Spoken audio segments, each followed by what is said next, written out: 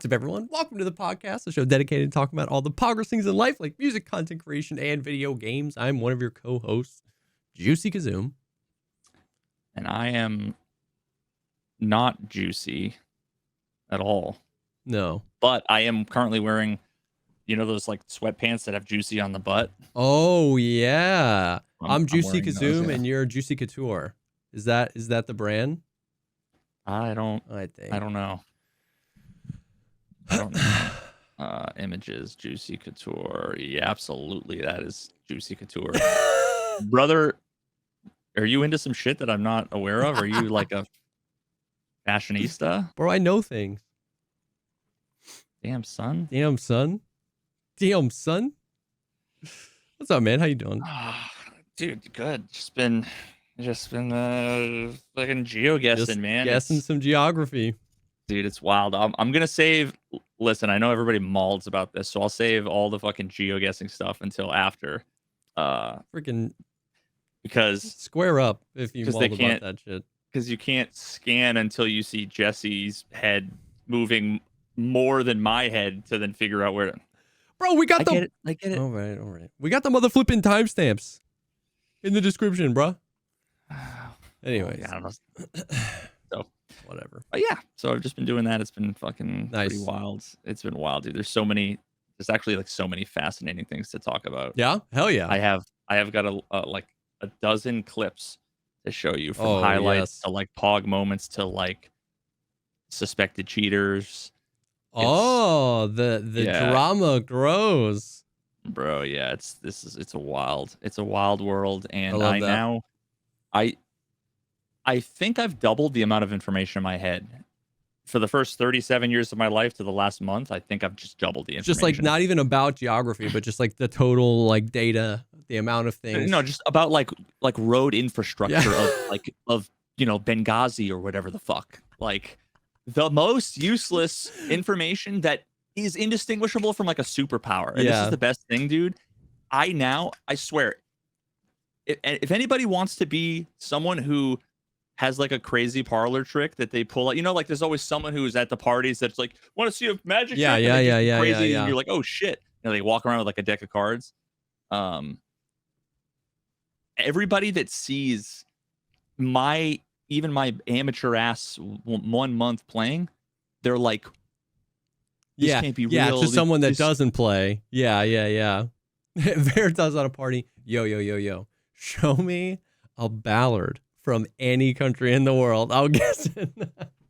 I mean, I think most people wouldn't even know what that was. Yeah, true. Because I didn't until, and I've never paid attention to them on the roads I drive on. So they're almost always, the only time I notice them is when they're like bent in half because they've been hit. You know? Yeah. Do we have a standard one in America? Is it just the little white ones with the yellow and black? So I've been doing some studying, but I skip over the US ones. Yeah. But yeah. Okay. Yeah, right. we can get into the details later. What you been doing? Playing some Tarkov, and then I'm excited to talk about the Battlefield beta launched this weekend, and that's been mad fun. Beta. I'm trying to think if there has been any like there's not been a whole lot of like Tarkov updates, which in and of itself is kind of, I guess, an update, because it's really like stalled out in terms of like what's going on. Like, so like things that have been pulled back. Like we started with the boss spawns at 100%, and they're now at like 50%, but it's kind of feeling more like less than that. The hideouts are still double, limited hideout crafts. Yeah, the loot is still horrendous. We've got all the maps back, so that's not restricted. So that was day one. There was no quests at first. We got those back. The secure container restrictions are still there. The reduced price when you sell stuff is still there, and that's been so when you sell stuff to the trader, you get less for it now, as of just part of the hardcore wipe. Yeah. And then you know how, I can't remember if we talked about this, but you know how like to level up a trader, you have to have the loyalty level from the quests, like the rep, and then you have to be a certain level, and then you have to spend the money. Well, they like doubled the amount of money you have to spend. So like in order to get to level 3 Peacekeeper, you had to have washed, spent 75,000 USD. And everything you sell to him, you get half as much as you used to, because the meta used to be just buy stuff from him and sell it back because you get like 60% of the buy value back. Now you get like 20%. So it's you just nuke all your money trying to do that with the traders. And like it was like you needed like 6 million spent with like Skier to get him level 3 or something. No way to do that organically in any reasonable amount of time. You just don't like. You don't have to buy that much shit from the traders. The shit that they have is not exactly.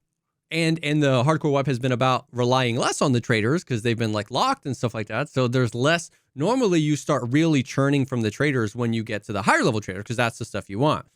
What else? Oh yeah, so like so that's been something that like a lot of people have like asked me. They've been like, dude, how do you get Peacekeeper? Like, how are you getting this? You know what I mean? So it's been a friction point.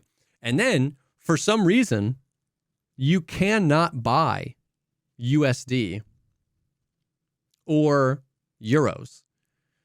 You used to be able to buy USD from Peacekeeper at level 1 Peacekeeper. It's like, because if you wanted an MP5, but you didn't have any USD, you would buy some USD and then you'd buy the MP5. They just took that off. Like level 3 traders are unlocked. It's not there. We've got level 60s running around. You can't buy USD. And you know how there are like 5 different quests, which are like turn in this much like USD? 6,000 USD or whatever. 6,000. There's like 2,000 for a friend from the West. There's another one that's just turned in 4,000.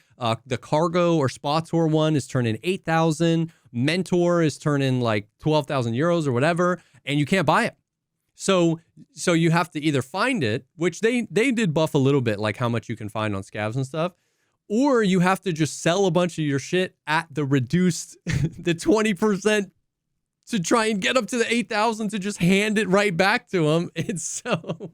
Which is just a money pressing game. It's not, yeah. You're not playing that. Yeah. Holy fuck, dude. Now, didn't they recently add the feature that I wanted for like a decade, which was it would automatically convert your currency? Yeah, we got that for like the last couple of weeks of last wipe. Before this wipe happened, in which you can't buy the currency. So that feature is now null and void because you can't buy the currency. And so the currency, is that like the change? Do you think that will be reverted once the hardcore wipe is over? Or is that like, I don't know what changes they're doing or they're talking about or they've done that is like permanent versus... That's none of us know. Yeah, none of us know if any or some or all of the things that came with the hardcore wipe are going to like be 1.0 features or if they're going to be changed or adapted. They did I wish I had the questions up. They did a survey about the hardcore wipe in game, which once again, I'm glad that they're doing surveys. I love that they're doing them.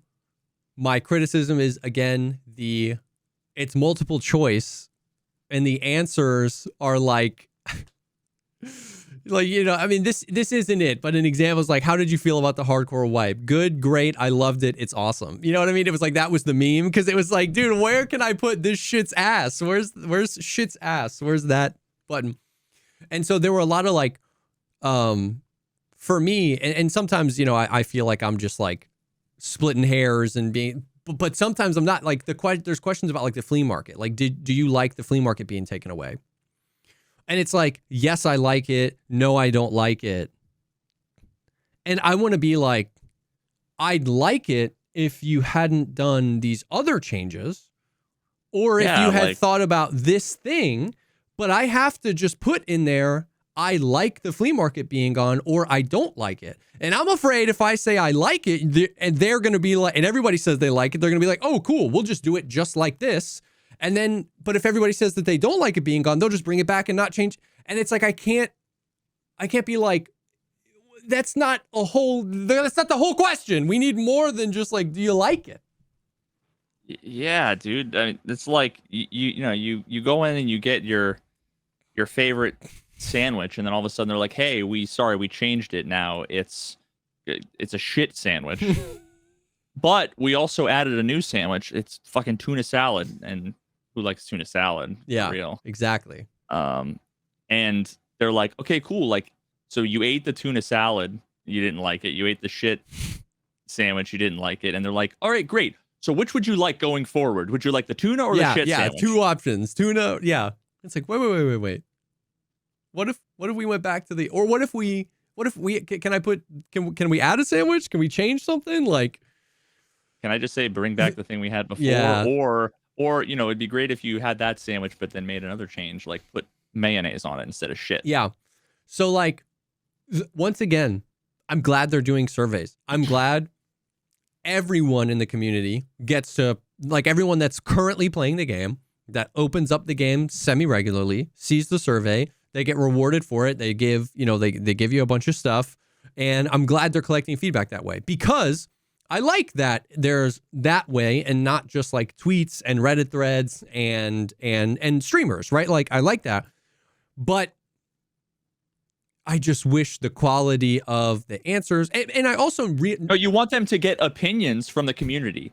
Yeah, you don't want them to have a meaningless poll that will give them data that they will misunderstand. It's like they can. I'm not saying they're doing it nefariously. I actually don't think they are. I think they are trying, but I think that they kind of color the results based on the answers they give you, because you can only answer one of those things, and so you got a lot of people in the cracks that are, some people just hated the flea market being gone, so they just were really easy to be like, no, and that's totally fine. But there were people in between loving it being gone and hating it being gone, and they just basically fall into now one of the other categories, and so the feedback isn't as optimized as it could be. Now, I understand what you can't do is give 100,000 people a text box and let them type it out like that. Who's going to read all that? Everybody would go on tangents. Like, I get that.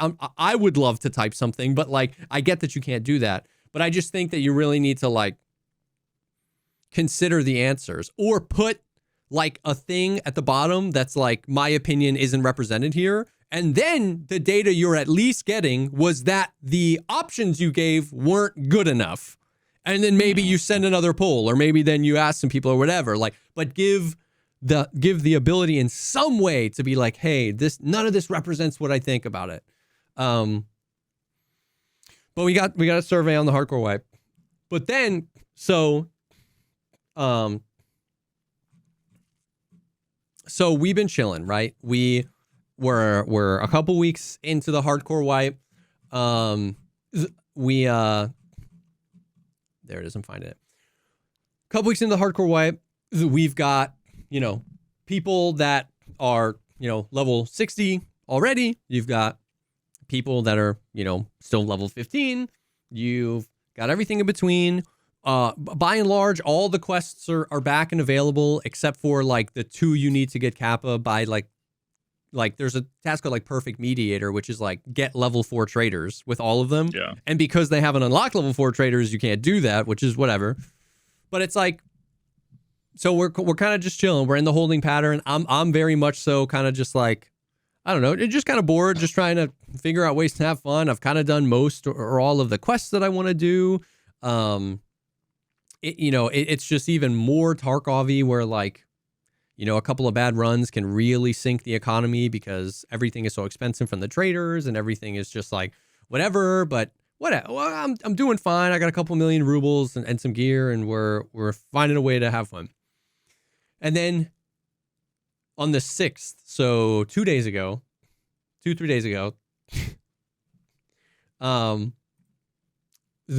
got a tweet, new balancing changes to the hardcore wipe mechanics in Escape from Tarkov. So everyone was assuming like level 4 traders, but it wasn't. It was increase the weapon and armor repair kit spawn chances, which are cool, and adjusted their durability. Increase the leveling speed of skills related to weapon and armor repair. Increase the enchantment. I actually read it as enchantment now. The enhancements. I call them enchantments, but the enhancement. Increase the enhancement chance when repairing an armor or repair kit. And it was like, oh, this is sick. And increase the cost to repair weapons and armor from traders. So if you don't have a weapon repair kit or an armor repair kit, you have to repair weapons and armor the old-fashioned way, which is you would hit repair and you can choose, proper, skier, or mechanic. Mechanic always repaired it the most, but he was the most expensive. Proper repaired it the least, but it was the cheapest. And this obviously seemed like a push towards, once again, this like hardcore, like use things you find. We increased the spawn chance of the repair kits and we made them more effective. Go use those. But then we also increased the cost to repair. Bro, the dial got turned exactly where you think it got turned. I was looking because I wanted to test it out. I was looking at my stash. I was like, do I have any guns that need repair? Let me see what the price is. And let me tell you, you hit repair on the AK and your firstborn child went and just disappeared. Just disappeared. Yes. To repair like 7.62 MDR, the black MDR from like 75 to 90 cost like 90,000 rubles. I found a Scav AK-74M to repair that from like 50 durability to 85 or whatever. Cost 78,000 rubles. I'm in my stash. That cost 78,000 rubles. Do you know how much a brand new AK-74M from Skier costs? Even in the hardcore 45. wipe, 56,000 rubles. So it's like brilliant. What are we doing? I had a class 4 armor. So not, especially early wipe, the meta is going to be like class 5, class 6 armor. You know what I mean? Those are always the best. Towards them, even the end of the wipe, class 5 is the standard, and then class 6 is the juice. I had a armored rig with 2 class 4 plates. It was just like a really common armor that you find on the rogues and stuff like that. And it had been shot up. The plates were about half durability. And to repair the Aramid and the 2 plates in that cost 220,000 rubles. And it's just like, I don't understand why. I'm not even like, I'm past being mad. I literally just spent the whole day being like, oh, okay. Like, I truly don't get it. I think every single one of those changes was actually awesome. They just didn't need to do that. They didn't need to increase the price. Because, like, we've talked about this before, where it's like, there's a lot of ways you can get people to do stuff. Like, if you want somebody to do X thing, you can make doing Y suck more, or you can make X better for you. Yeah, de-incentivized versus incentivized. Exactly. And so it was like, they successfully incentivized finding and using those things because you level the skills faster, you can get enchantments faster, and they cost less because if you find one, then it's free to repair your armor until you've exhausted the thing. They successfully incentivized that. And then they also like just randomly, arbitrarily, and then that day they said they increased the spawn. The whole 8-hour stream I did of Tarkov, none of us in the group found one. So you're just still like, it's just nuking. And what was it, like 10-hour stream or something? 8-hour stream, yeah. Yeah, so basically 2 weeks worth of like a normal person playing, and they don't find a single fucking repair kit. But anytime you want to repair anything, and then once again, it's just like, it's so, and then I just don't get the whole like, then that ends up going against, because once again, something I've been trying to figure out with this wipe is what is the experience they're trying to elicit, which in a lot of ways, the hardcore wipe, I think if you asked 100 Tarkov players, a lot of them, especially before the hardcore wipe, what would a hardcore wipe be? A lot of them would say something along the lines of like, we can just buy way too much shit from the traders in the flea market. It's all about like going in there and like finding stuff and scavenging and earning it and doing that. I feel like most of the community would kind of say it maybe differently, but like that's a core part of the hardcore wipe. But they keep doing stuff like this where like, this incentivizes you, if your gun needs to be repaired, to just throw it in the garbage and buy a new one. Like, it de-incentivizes you to take, like, the goons. I've always said that I hated that the goons and the rogues, their guns were so low durability and low max durability, because if you go in and wipe the rogue camp, you at least contributed something. You played the game. And then all the guns, they're like 30 durability, and then the max repair ability is like 70. So there's no use in taking it out, so you just strip the attachments. And so now they're nuking that even more. There's in a hardcore wipe where you can't buy all the things, maybe you would want to take something out, but now because it's going to be 70,000 rubles, all the money you made off the attachments, you're going to spend repairing the gun, and then it's going to jam on you first. I have a sneaking suspicion it's probably, I don't know, the law of freaking numbers and statistics. I feel like I've had more guns jam this wipe at like the threshold, like 90 durability guns jam, 92 durability guns. They've always had a chance to jam at that. And maybe I just got the bad roll like 4 times this wipe. But I'm like, this shit's happening way more often. Like, I wonder if they increased it. Is the repair kit, is it 3x2? Yeah. So if you don't have like a beta or bigger, you can't put it in your secure container. Yeah, I was going to say, like, I wonder if, I mean, you could probably do the math to figure out, like, how much, given that repairs are so expensive, like, the value kind of per slot. I don't know how the math would go. Maybe it would be worth it to, like, pick up the repair kit. But, like, there's a world where it's, like, it's going to save you, like, the time and effort that goes into repairing shit when you can just, like, build stuff, buy stuff, whatever. Also, I'm going to give you these 2 pieces of information. You do with them what you will. Okay? Remember, the hardcore wipe, scavenging, getting things. There used to be a craft for an armor repair kit. That craft is now gone. The other piece of information is whenever they open up level 4 traders, you can buy armor repair kits from Ref with GP coins at level 4 Ref. Wait, who's this Ref? I don't remember ever seeing Ref when I played Tarkov. Yeah, he's the trader that from Arena. Yeah. Oh wait, so they need Arena. So like you could potentially play Arena. Interesting. You could play not Tarkov. Yeah. And solve all of your Tarkov related problems. Did I mention it's a separate game that costs a separate amount of money? Yeah. So like that, because then everybody was like, oh shit, everything costs money. And I was like, bro, I can craft armor repair kits, right? Like, let me go favorite the things I need to craft it so I can go find them and craft it. No, it's gone. So it's like, I like, now, yes.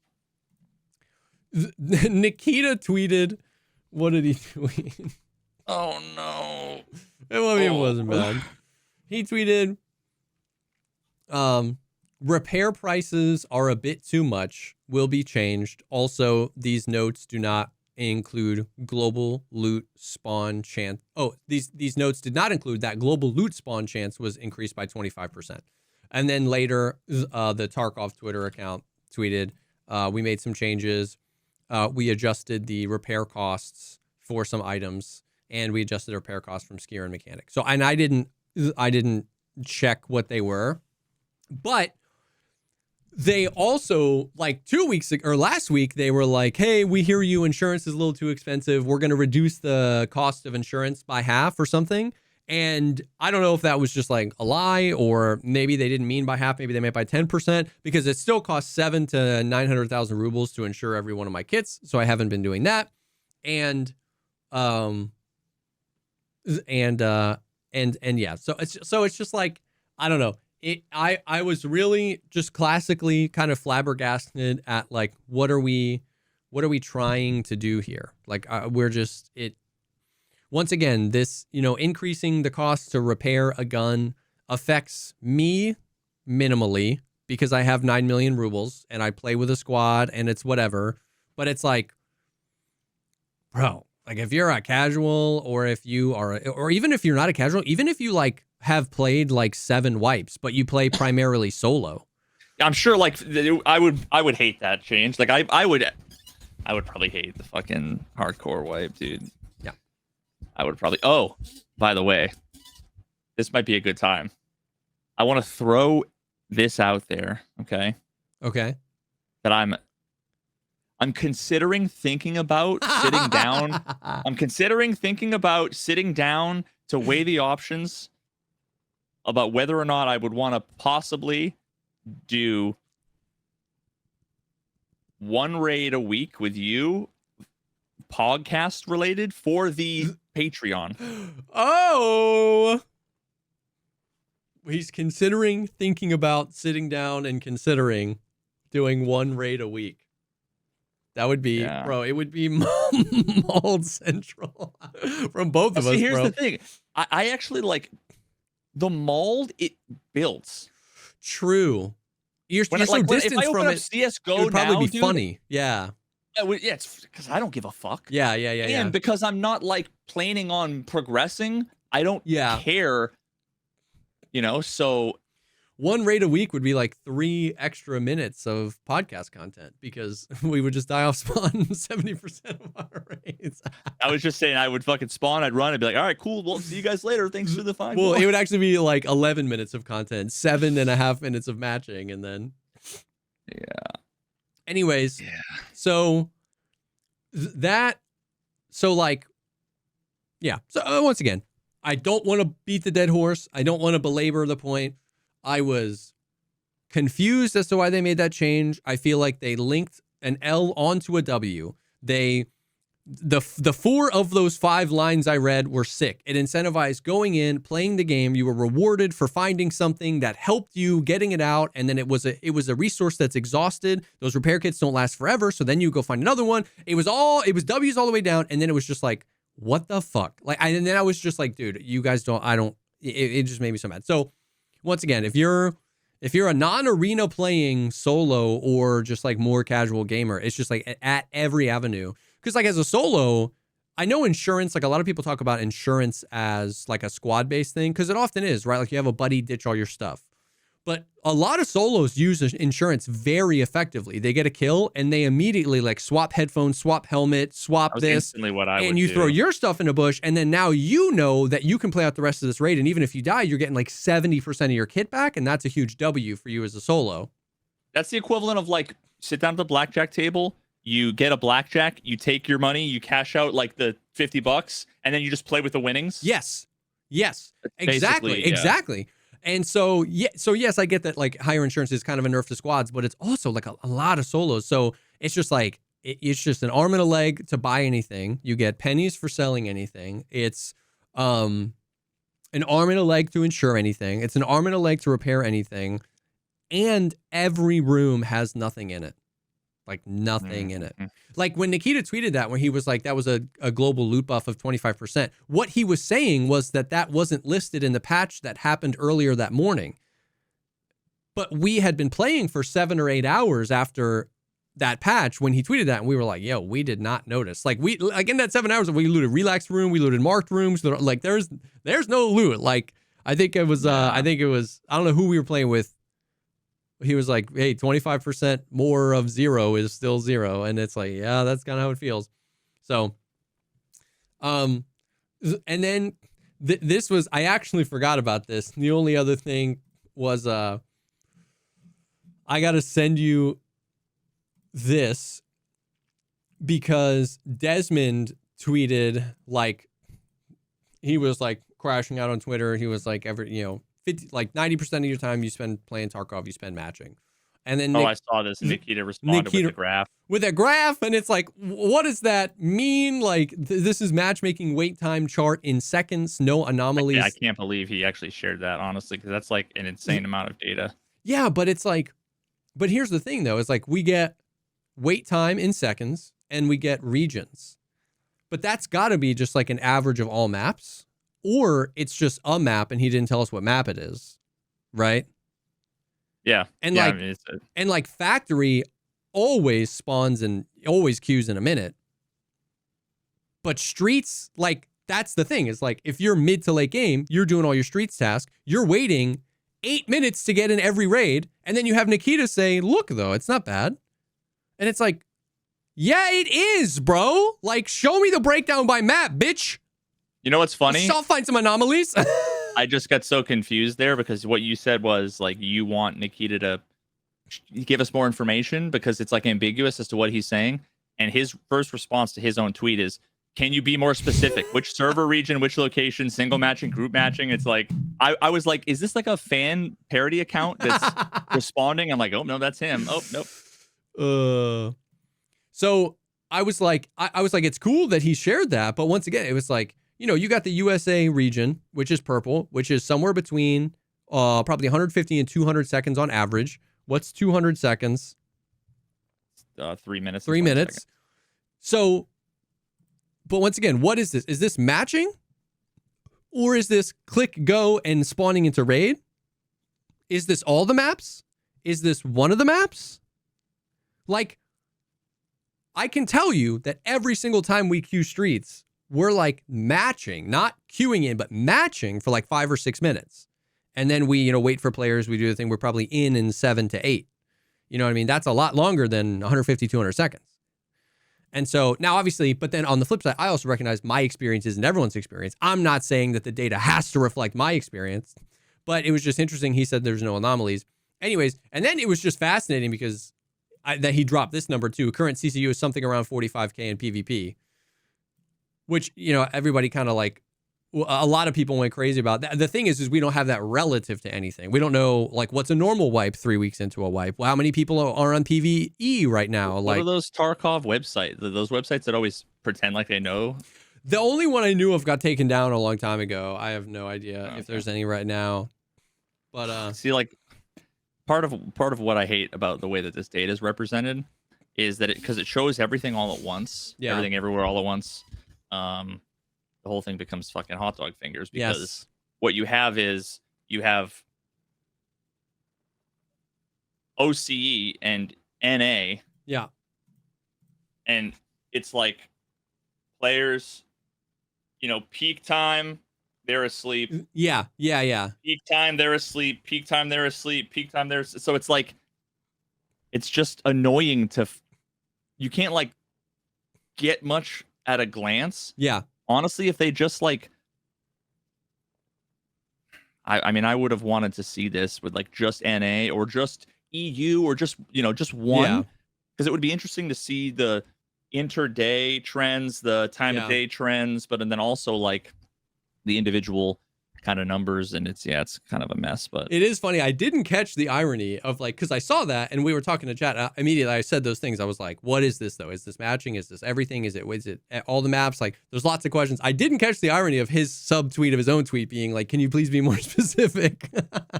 Yeah, I mean, so Desmond didn't say a map. Yeah, I would be surprised. Like, there's no universe where Nikita grabs a map, and doesn't say, you know, especially with that number too, like you know that he would want to say like, oh, it's 45K for Shoreline, but it's really 300K. You know what I mean? Yeah. Like So, I mean, I believe 45K. I think Tarkov has like a really dedicated audience, but I think my guess, based on nothing, by the way, so please don't take this viewer like as anything. But my guess is like if there's 45 in PvP, there's probably 60 in PvE. Like I bet the ratio right now is tipped.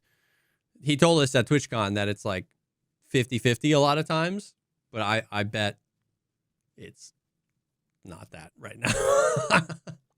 So where do you think Tarkov would be in the, like the most played by current players Steam lists? Yeah. Where do you think? I have a few questions. What do you think is number one? And where do you think Tarkov would be in the list? I think Counter-Strike is number one. It normally lives there, right? Yeah. And that's probably got like 500,000 concurrent. 772. That's just on a Friday. I mean, it's Friday, I guess, but that just that is nuts. I think 3 weeks into a Tarkov wipe. A bad one. Well, I think 3 weeks into a Tarkov wipe in 2023, before PvE came to the game, I think probably sits at like 150K concurrent. 150 to 200. Those were good times. I think saying Tarkov? Yeah. I think now in this wipe, in the year of our Lord, in the year of our 2025, Lord, I don't know, man. 2025 Gregorian calendar Yeah, years. dude, since- I don't know. Like 45K in PvP makes sense to me, and I really have no idea in PvE, because PvE didn't get the hardcore wipe, so they're kind of like living their best life. And I know that PvE is wildly popular.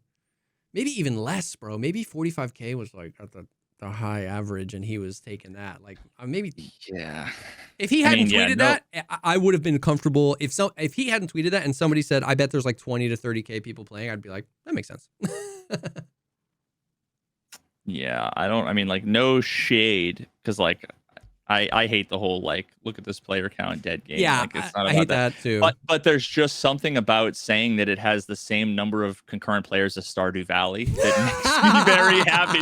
That just puts a smile on my face. Stardew Valley has like 45K.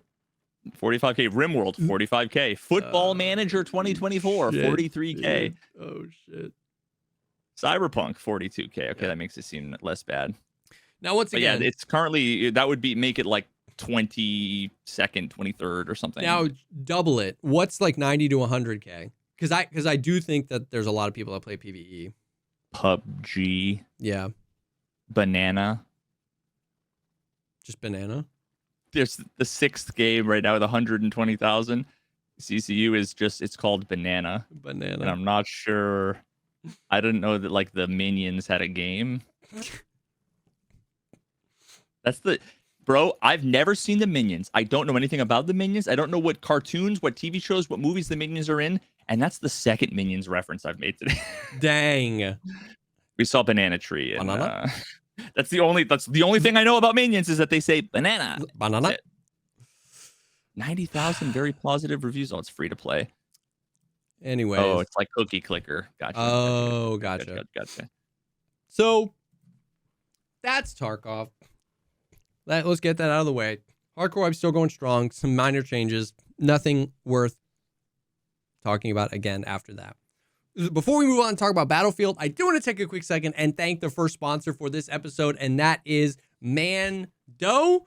MANDO's got you covered for all your BO needs. Their deodorant, their whole body deodorant is, dude, literally killer. I know it's an ad read, but not literally killer. Sorry, but like I have fully transitioned to using it. It smells so good. It lasts so much longer. Like I literally smell good the next day when I wake up to take a shower. They smell great. They actually work. They don't mess up your shirts. They are like, the deodorant is great. It's really good. Dude, I've been for like the last 20 years. I've been on the buy like a 6-pack of deodorant, use it over the course of however many months, and then like until you're like scraping the residual plastic because you're like, shit, I don't have any more deodorant. Yes. You know? I finally got that like monthly subscription, John, coming in where I finally timed it. I remember thinking, I wonder when my thing's going to come in. I'm getting a little low, and then lo and behold, there's my package. Bang. It's nice that I literally just don't have to think about another thing ever again. But yeah, like you said, dude, making it so that I smell good, I don't sweat at all, and that it doesn't mess up my shirts, which all of the other aluminum-based deodorant antiperspirants had. Is just like incredible, especially in this heat. Yes, my guy.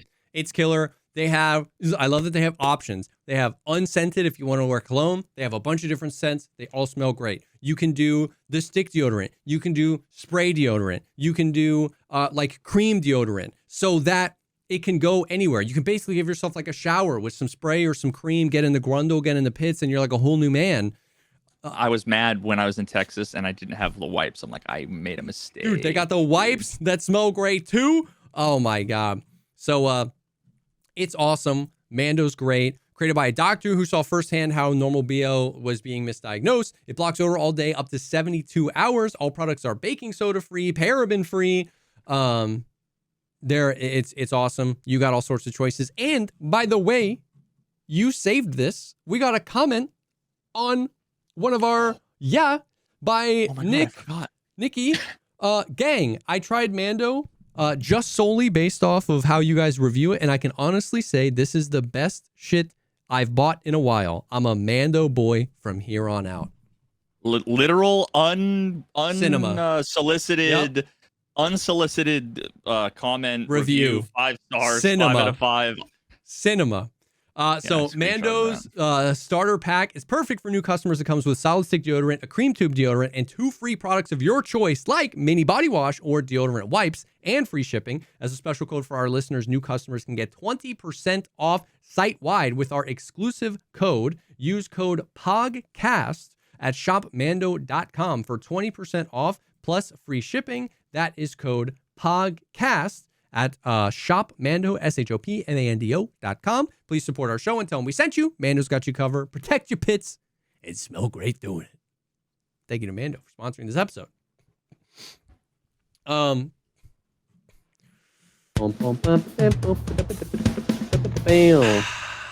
Yes. So that's Tarkov. The Battlefield beta launched yesterday. They're doing it in 2 waves this weekend. None of them require you to have purchased the game, but yesterday and today were considered early access. And the people that were included in that were anyone that had any point in the past signed up for Battlefield Labs, which is like their NDA testing that they were doing. And then anybody that got a key from the drops that happened last week or 2 weeks ago at the multiplayer reveal. Okay. So it's like, it is yesterday and today were a closed test, but you didn't have to pre-order the game to get it. Actually, pre-ordering the game didn't get you a code for the early access, which was kind of awesome. They were really like, you don't have to pre-order our game to get access to this, but it's not like it was a streamer only thing. Like, they let you preload the game and launch it the day before. And if you launched it, it said what position you were in queue, like waiting to get in, even though it wasn't up yet. And before it went live yesterday morning, there were over 300,000 people in the queue at 3 a.m. Eastern on a freaking Thursday morning. There were 300,000 people with codes in the queue. So it's like, it is a closed test, but they probably have given out 500,000 codes. It's crazy. And then tomorrow, I wonder.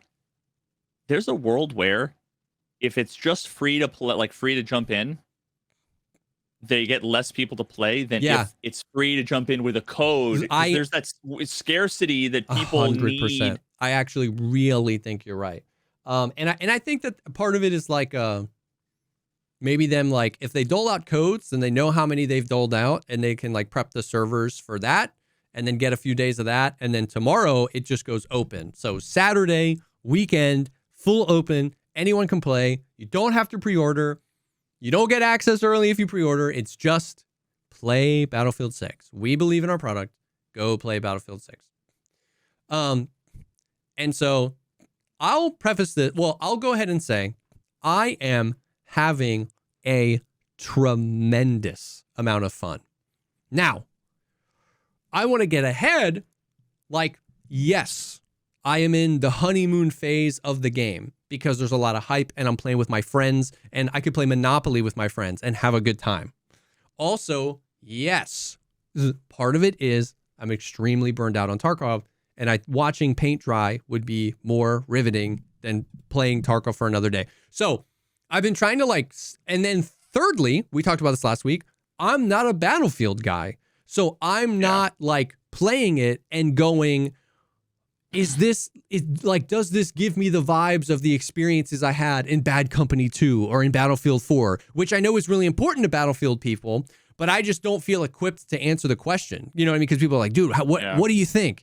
And I'm like, bro, I am having the time of my life. Like, I am having so much fun playing, but don't let that don't hear me say that and then go pre-order the game because that doesn't mean you're going to have fun. But the sentiment is largely like they cooked. I am having a blast playing this game. Now, and we talked before about how traditionally I didn't like these types of games because I just kind of played them like COD and like I would just like spawn, die, spawn, die, spawn, die, spawn, die. I've like Same. made a concerted effort to like understand, to like learn the maps and learn how to flank, to learn how to play the objectives and the point. We're playing with a squad of 4, so like we're communicating like what are we capping? We we need to do this and do that. And sometimes sometimes you 4 are the only people like really trying to win, and everybody else is sniping, and you just lose. Whatever, that's fine.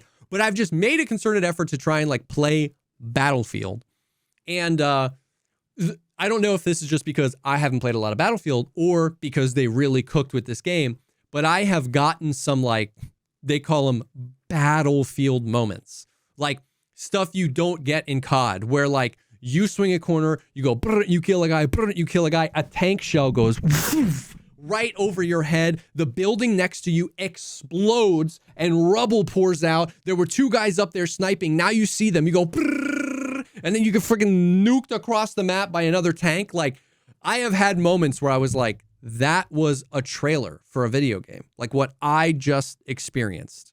That's like, so sick. Yeah, like I have seen moments, or you get behind, like, everybody's holding here and you get behind him and you're just like, the shotgun is insane. It like 1 clicks from like way too far away. And so it's just like, and like the RPGs and the grenade launchers or whatever, they like will take down. Yeah. Never mind. I feel like you went somewhere right there. I went through a whole thing there. But we're gonna leave that on the table. Yeah. The RPGs take down buildings, the tanks take down buildings, the destruction is kind of crazy. I have had like Battlefield moments where it just feels good. Another thing I never got into before was like vehicles. I always thought vehicles were just like I used to play Battlefield, or like my friends would play Battlefield. I would be like, I wish you could just play Battlefield without the vehicles. And it's like, that's just COD with more people. Like, you know what I mean? That's just like big team COD. A big part of it is the destruction of the vehicles. And I've made a concerted effort to like try to spend more time in the vehicles. And bro, there's one map. It's like you're like up in the mountains, like the Swiss Alps or something, and it's whatever. And that's the map with there's only one map in the game right now where you can get jets and helicopters. And me and Airwing, bro, were like, my man like mentatted back to when he was a pilot in the Marine Corps, and just like he's genuinely a sick ass like helicopter pilot in Battlefield. Like, we're getting locked on from javelin missiles. He's literally like going low underneath like power lines and stuff to like lose line of sight on the missiles coming in, flaring out, building up. I'm on the gunner, locking on to tanks and vehicles down below, shitting on them. We're like hitting the other helicopter. We went on like we spent half of a match, and these can go for like 30 or 40 minutes sometimes. We spent like half of an entire match in one life in one helicopter, where he just like kept us alive. And I was just like raining hellfire down on these. And the amount of times we like got like 4 inches from the ground while he was like evading a missile, and then he pulled it up and saved it. Like, I literally couldn't wipe the smile off my face. It was just so much fun. It was so much fun. So like that's sick. Rolling around in tanks is sick. Blowing up tanks if you're an engineer is sick. Sniping. Dude, I need to see. You have to like send me like the clip of the VOD or something. Dude, or the timestamp, because my experience was always, you get in a helicopter, you fucking go, because you don't know what the default controls are because you haven't played Battlefield and whatever. You take off, you go, and then you blow up. Yes, and it's like sick, dude. Yes. I didn't even get close to anything. Or you get in the gun and you don't know who's driving it, and they go up and just drive straight into a mountain, and you're like, oh, okay, cool. They just jump out. Yeah. Can you jump? I'm assuming you can jump out. You can. Is there like is there a parachute? There's an eject and there's a parachute. So if you take critical damage, you can eject out. It's bro. So like that kind of stuff, once again, is coming from someone who grew up playing COD. Obviously, I don't play COD like a lot now. I feel like I'm getting the like, oh, this is Battlefield. Like, this is Battlefield. And there's only 3 maps right now. And everybody in the Battlefield community is like, these are small ass maps. Like, these are they're huge to me. But everyone's like, these are really small Battlefield maps. But I think they said specifically that they wanted just the small maps in the beta to, like, I don't know, they get better tests or more information. Like, we know of big maps that are coming to the game. They're just not in yet. One of my biggest criticisms of the game is, like, I just want more maps. Like, I'm getting map fatigue of just, like, the same 3. Sometimes you queue the same one, like, 4 times in a row because it's just, like, one playlist. And that's what's nice about, like, traditionally Battlefield always had, like, a server browser. So, like, there were, like, community servers that were, like, this map 24/7, you know, and you could just, like, play that or whatever. So that I want more maps, and I want to experience the big maps now that I'm, like, playing, like, and really getting the Battlefield experience. Yeah. Sniping feels pretty crispy. Like, sniping feels good because you can, I mean, the maps are just so much bigger. Is it one shot? It's one shot headshot. I do think they need to dial in the damage. I think there should be a threshold where if you're close up, it should be like one shot body, but it's not. Like point blank, if you shoot someone in the chest, they won't die. I think there should be like a threshold. Maybe if you're 200 meters away and I shoot you in the body, you can walk away, but I think there should be a sweet spot. But it feels good to hit, 200-300 meter snipes. The memes right now, they have the sniper glint turned way too high. Like, if you scroll Twitter right now, it's just like screenshots of like looking up at a mountain and like 72 sniper glints. They're so bright. They're so bright. Like, they're so bright, they are going to balance it. They have to. It's insane, bro. But it feels good to hit shots because, like, you do have to. It's not hit scan, right? Like, you do have to kind of like lead and go high. Sniping feels good. The guns feel good. They're not all laser beams. You really have to like get attachments down. SMGs feel good. There's definitely some balance stuff that needs to be adjusted. The shotgun is a one click to like anywhere in the body, like for like 40 meters or something. And oh my God, did you ever experience marathon lightweight akimbo 1887s? No. The models, they call them the models. They were like the lever action shot. Brother, you like flip them or something. Yeah. Shot from like fucking 80 feet away, dude. It's so like busted. that, but the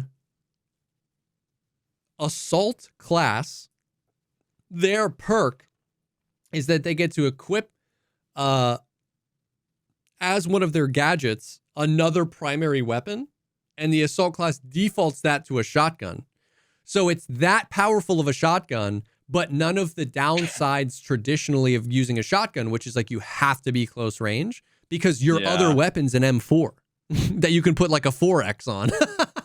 So it's insane, bro. The shotguns are like out of control. Now, they're incredibly fun when you're on the, delivering end, when you're the guy running around one clicking everyone. So like there's some balance stuff. That shit's like way OP. The meta is like when there's a tank, you literally have, it's hilarious. They did a bunch of like challenges in game. And if you complete the challenges, you get like skins when Battlefield drops. And then there's a challenge around each class. And the engineer class challenge is like repair 3,000 vehicle HP, just like over the whole beta. So what you have is a tank rounds a corner and there are 5 engineers prone on the back of the tank healing it. And so you shoot it with an RPG, and by the time you've reloaded the RPG, it's full health. And it's like, bro, you just like can't do anything about the tanks. I mean, I guess that like it does make sense. I mean, obviously balancing it right is the way to go, but it does make some amount of sense in that like you need the investment that goes into getting into the vehicle for sure. Like being slow as fuck, like all of that stuff, so, and what you don't want to do is get in the thing. What I remember was, the planes and the tanks were like all the way in bumfuck nowhere. Yeah. So yeah, I would hate to like run all the way over, get in a tank, go over, and then instantly die. Get hit with RPG. Not even insta die. Instantly get with the RPG. I got 1 kill, and now it's like I'm about to die. Yeah. So now it's like I'm just gonna get out now. Yes. Because it's like, what's the point? Yeah. I definitely agree. You want that on both ends. Like, I like that the engineer has a vehicle healing thing because then you can participate in the team without getting a lot of kills, because you can actually turn the tide of battle, keeping your vehicles alive, staying behind, but kind of behind the front lines and repairing the vehicles. Like, I like that feels like a Battlefield thing. Like, you can participate. It's not just kills and deaths. It's not just KD like Tarkov, like COD, right? Like, you can actually participate. I like that, but I think a naked tank without any engineers on it takes 5 RPGs to kill. Oof. And then with 11 engineers on the back rezzing it, you just can't kill it. I feel like 3, especially if it takes a while to reload. I feel like 3 is reasonable. Yeah. You know. Yeah. So all the ingredients are there. It just needs to be balanced a little bit, which however they choose to do it. Once again, defer to Battlefield people, not to me on that. But it's cool. It is fun to do that. I've been playing mostly engineer. Playing medic is really fun because you have defibrillators, so you can res teammates. But what's so great is you can charge them up and run at people, and you can one-tap somebody, an enemy, if you defib them, and that's just... I had someone come into chat. They're like, I just got defibbed to death. Yeah, that's satisfying as hell, dude. The maps that we do have are pretty sick. Like the one Siege of Cairo is like really, really fun. The big sniper one is really fun as well. It's just, and you know what's funny is like Battlefield fans, hold on to your butts. This isn't meant to be offensive. This is actually meant to be endearing. There's nothing special about this game. There's no gimmick. It's Battlefield, but in space. You know what I mean?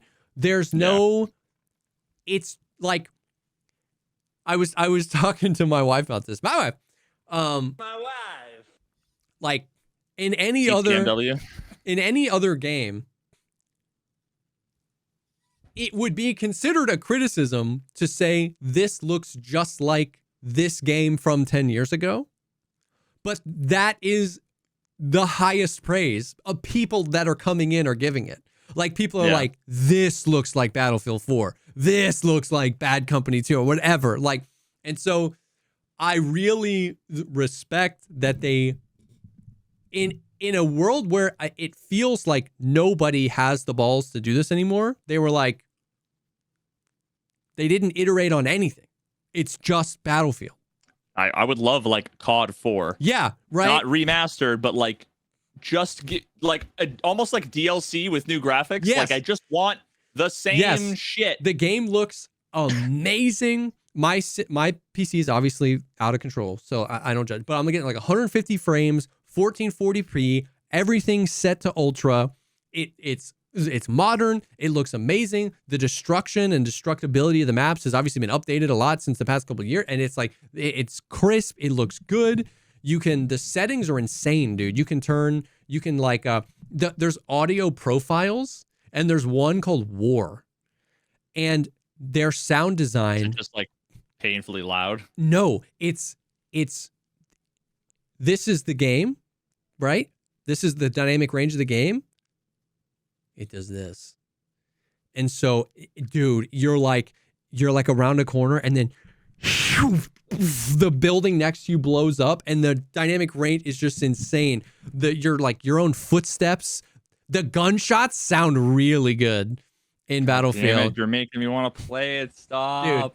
Dude, I need to send you like a little like a sniping clip, because I want you to hear what the sniper sounds like, and then I'll try to find that round where me and Aaron went crazy in the helicopter, and I'll send that to you just to watch like 10 minutes of it.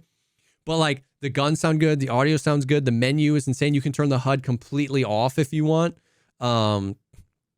It's out of control. So honeymoon period for sure, but it's fun. It's limited number of weapons, limited number of maps, and you definitely get the rounds where like the other team is 32 like Battlefield professionals, and you've got like Derp Squad, and it's everyone on the team goes like 0-70, and you're like, this isn't fun. Like, you get a couple of those, the classic Battlefield. But most of our games have been like all of us just like screaming at the top of the lungs over comms, like shit's blowing up. It's having a blast.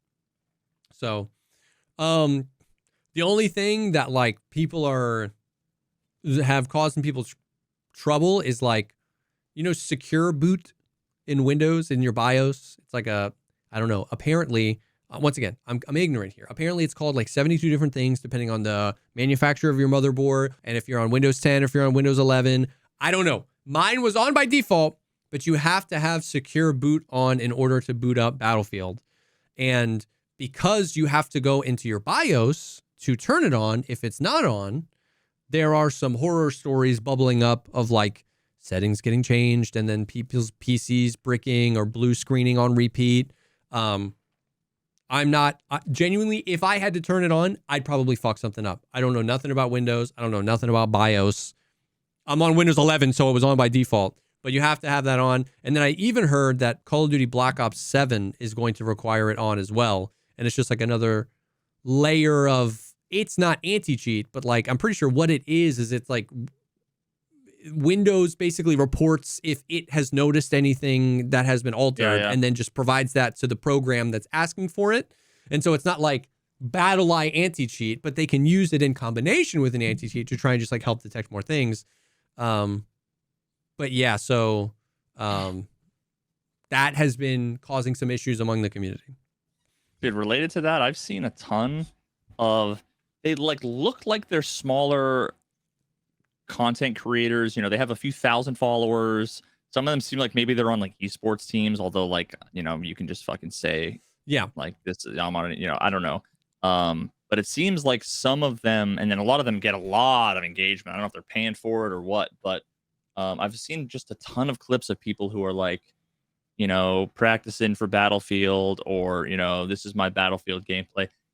And it's just so blatantly, obviously, they're using aim lock. Like, really? And there's just hundreds of comments that are like, yo, you're cracked. Yo, that's nuts. Like, no one, I don't know if that shit's all just buried on the, or people, like they're botting themselves with comments like that to drive engagement. The people who are smart enough to recognize it are the ones that don't buy Twitter Premium or whatever, so their shit's all the way at the bottom. Yeah. But it's just like when you see someone go, like, kill, and then they'll flip around and do a 180, and you'll see someone like running, and they'll snap like this. You just don't see. Yep. It's so blatant, and I just don't know again if they're bots or what the fuck is going on, but it's like so cringe, dude. That is weird, dude. Tactibrit found today. I don't know if he found it, but he made a video, and then we were doing it. There's a setting in the, just like every game ever has like customizable keybinds. It lists all the thing. There's a setting for like, I forget what it's called. It's like face backwards or something. And if you bind it to a key and you click it, in like 7 milliseconds, you do a 180 and you're facing the other way. It's a perfect 180 from whatever direction. And so I bound it to my mouse, and it's it's just like whoop, whoop, whoop. And you can just spam it. So you can just like, and you're just like behind you shooting someone. It's crazy. It looks like you're cheating. Now, when I do it, I flip around 180 and then I'm facing like, not the guy that's shooting me. So like no one would ever think I'm cheating. But like if Shroud got on that shit and worked on it for like a couple of days, it would look mighty sus. I'm literally never going to remember to use it in a fight, but we were just like goofing off with it and it was hilarious. But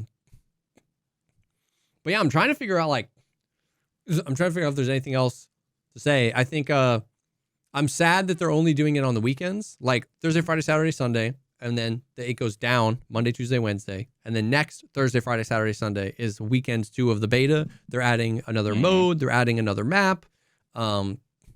But I am sad. I think confirmed 10 maps at launch, which is good because that's a good rotation. But I'm like, dude, give me more than 3 right now. 10 maps. We're getting some big ones, and then they are working on a battle royale as well that they're going to come out with at some point after.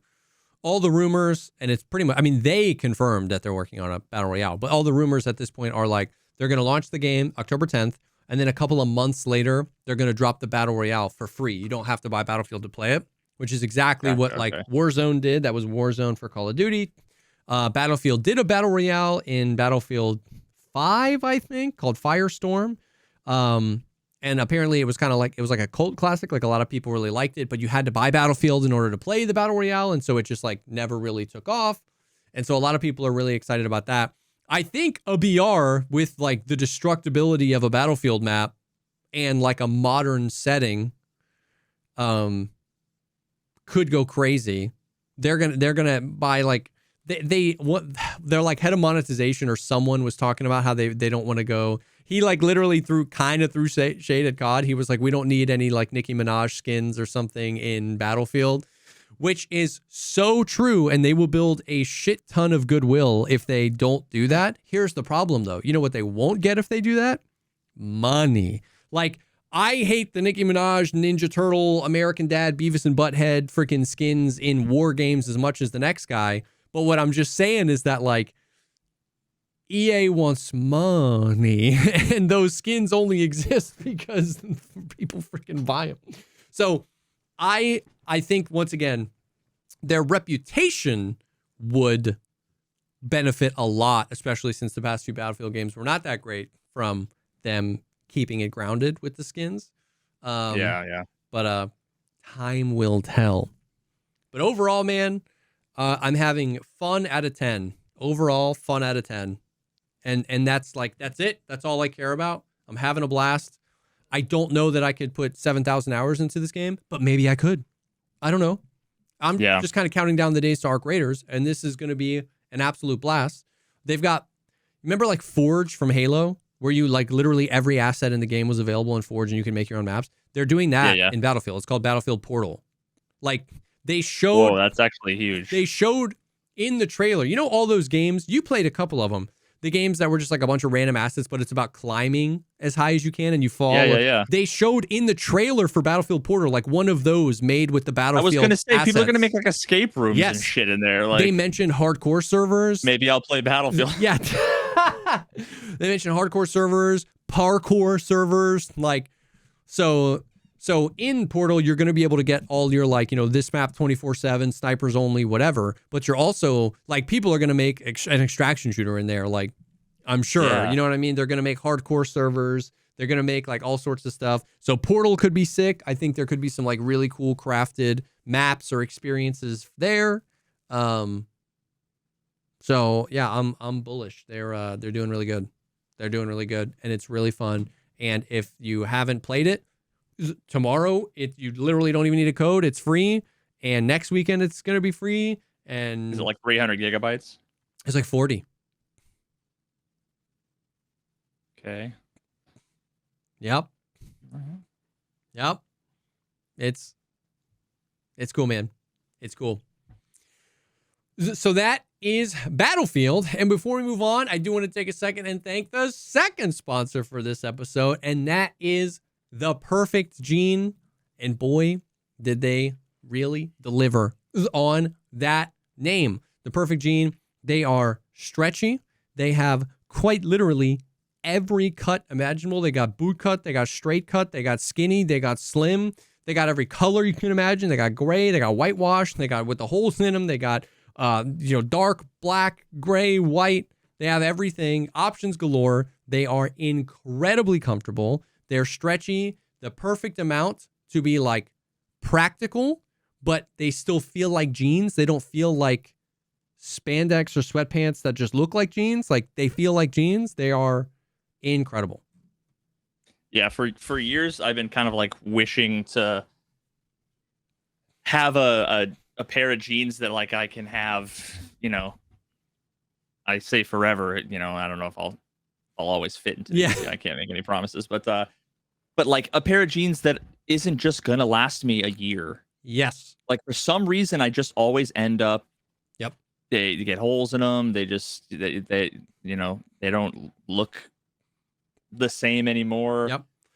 Whatever it is, and genuinely I think I'm gonna have all of these jeans for forever. And like you said, the comfort is insane. Yep. Like I used to always have to decide, especially as a streamer, it's like, all right, am I gonna wear sweatpants or am I Yeah, gonna, yeah. some joggers, or am I gonna wear like jeans and like maybe look like maybe I went outside today? Yep. And now it's like the jeans are basically like the sweatpants option when it Yeah. comes to Yeah. comfort. Like the uniform.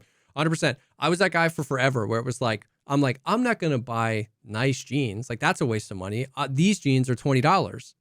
And I said that every year for like 6 years in a row. And it's like, you bought 3 pairs of nice jeans, bro, in a couple of years. Just buy nice jeans. And so, yeah, they're insane. The quality is insane. The comfort is insane. They have sizes, waist sizes 26 to 52, lengths 26 to 38, which is freaking sick, by the way, because most places don't sell length 30 jeans anymore. They only sell 32 because that's like whatever. And I need 30s. So it's nice. And they've got a whole other line of stuff as well. They're called denim khakis that are like mad nice, bro. You could wear those literally casually or like out to a wedding or something like that. They've got tees, they've got polos that are buttery soft and stylish. They've got a whole line now, and they're like literally everything that we've gotten from them has been like heavy and quality and comfortable, and it's sick. They also always have free shipping, free exchanges, and free returns. You can have peace of mind knowing your order is completely risk-free. It is finally time to stop crushing your balls in uncomfortable jeans. Go to theperfectjean.nyc. Our listeners get 15% off your first order plus free shipping, free returns, and free exchanges when you use code, let me make sure I get this right, Pogcast15. That's Pogcast15 at checkout. 15% off for new customers at theperfectjean.nyc with promo code Pogcast15. After your purchase, they'll ask where you heard about them. Please support our show and tell them we sent you. Fuck your khakis and get the perfect jean. Bro, they got t-shirt packs. This is what I need. It's pretty hot. So, yeah, man. So that's what I got. That's the gaming world. How's the guessing world? The guessing world is wild. Okay, it's wild. There's so many things to talk about, bro. So like one of the first things that I want to talk about is, you know what? I should start with a clip. Yes.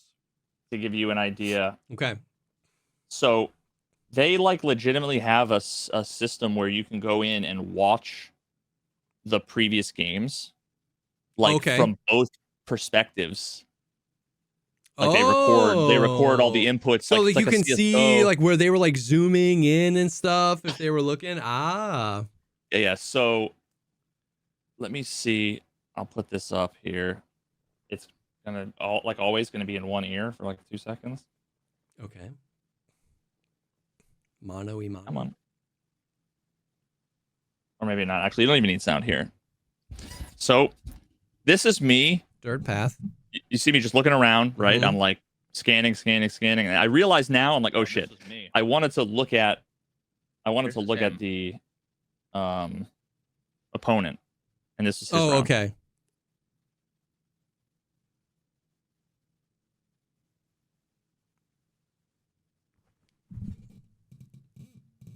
He just, does it show you when they switch to map mode? Mm-hmm.